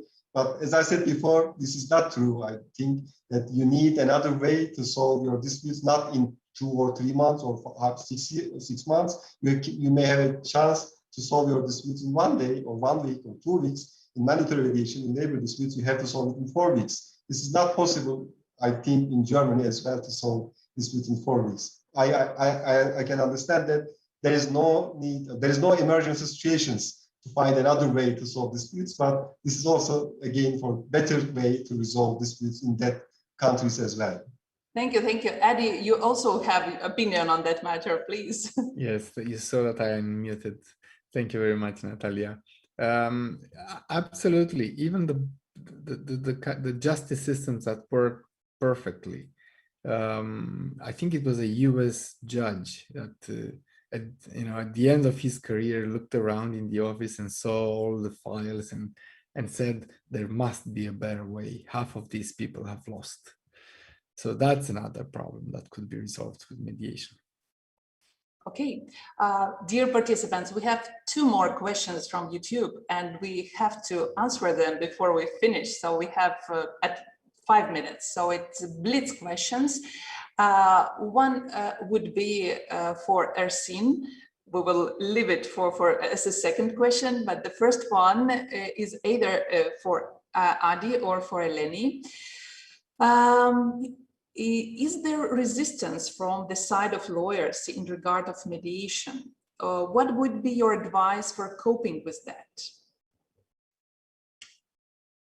Eleni, or you want to go first? Yes, sure. There was a huge resistance, and that is why they filed at the Supreme Court to deem the law unconstitutional at the first time. But what happened is that they also did it at the second time with a new law. And when the Supreme Court then opinioned that no, this law is fine, it's not unconstitutional, it actually was very good for mediation. So having a high court saying, no, this law is fine, there's no problem with that, was a way to stop these protests. Of course, we can still see some lawyers coming to the mandatory session and being quite aggressive or dismissive. We still see that, but it is changing a lot. It is changing day by day. Thank you. And Adi, please. A couple of sentences. Just involve them in the process design, in the policy design. It's just what we do when we mediate. We involve all the stakeholders in the decision-making process so that they take proprietorship. They own whatever decision. And if this can be proposed, like, would you like to be part of this and see how you can, take the most as well, make sure that your role is highlighted, then perhaps it's a different idea than just adopting the policy and then asking them, what do you think about it? Thank you very much. This was great, and loved sharing the floor with everyone. And I would even put it maybe more straightforward. Allow lawyers participate, do their job, what they do perfectly and the best, and allow them to earn money also from that process, because financial side is always together with all good ideas. And yes, I completely agree with you that participation, inclusive creation of mediation together with lawyers, that's very important. And we have the question about Turkish statistic. So Ersin, please be quick and short if it's possible. The person who asked the question noticed that statistics of Turkey shows the sharp drop of commercial mediation success in 2020. How can you explain this drop? I think it's can be predicted that this is because of the pandemic. We have the economic crisis also in Turkey, that the the traders also cannot pay their debts in time, but they also need the extra time. If you reach a mediation agreement, then you have to pay that in a certain times. But if you go to the litigations, then that means you have 2, 3, 4, 5 years maybe to pay that amount. So due to this crisis, the pandemic, the corona pandemic, the COVID-19 pandemic, the parties are not so willing to agree if you deal with the trade. So the cash is important during this pandemic. So I think that will be the reasons why the numbers is decreasing for the commercial disputes in 2020, and I think it will be very similar in 2021 this year as well. We have this all vaccination will be completed at the end of September. Then we will maybe start the new situations with the new economic conditions. So the main reasons, you may also say that the labor disputes was also decreased in this period because we have prohibitions to end the labor agreement, the employment agreements. The government prohibit that you cannot send your employee. So you cannot have disputes, and this means the numbers of the cases is also decreased. This is the effects of this coronavirus. Thank you, Ersin, for explaining. And I also would like to thank all my colleagues, Adi, Eleni, Ersin, for great time that we spent together. I hope our thoughts, our discussion was interesting for the audience. It was a great pleasure to work with you, and I hope that no obstacles, no drops will not hinder mediation anymore, and we will have no such special circumstances as pandemic, and the mediation will develop and blossom. So thank you so much, and I'm giving back the word and floor to AGNŁ and Dennis.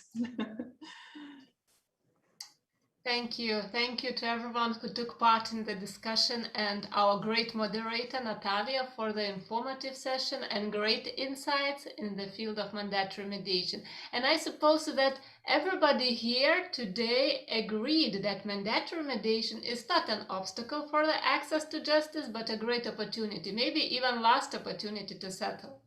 Our event is coming to the end. Hopefully, the provided presentations and conclusions of the discussion will build some new bridges between conflicting parties with the help of mediation techniques, fostering respectful and nonviolent communication. The need for that is even more obvious in this pandemic era full of tensions. I would like to invite Dennis Favero, President of INADR, to express his closing remarks. Yes. Thank you very much, AGNŁ. The title and theme of this World Congress is Common Ground, Using Mediation to Cool Off a Heated Planet. Yesterday at the close of our session, I asked a rhetorical question: how appropriate is that title after hearing our speakers today? And I'll repeat that same question, very appropriate.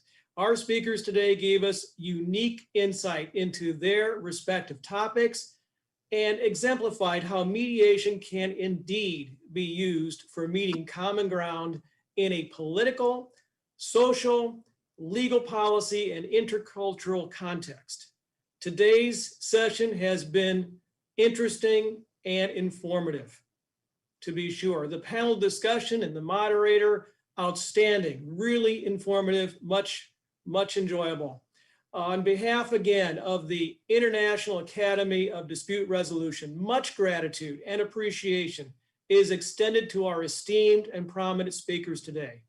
Special thanks are extended to my INADR colleague, AGNŁ, our mediator, Professor Dr. Natalia Kamanskina, and especially to Mikolas Ramirez University for making today's session so successful. The Congress convenes tomorrow for day 3, our last day of this Congress, originating from Bhopal, India, and in conjunction with our academic partner, the National Law Institute University. Please join us tomorrow for the final session of the World Mediation Congress. Thank you all. Thank you very much. Thank you very much.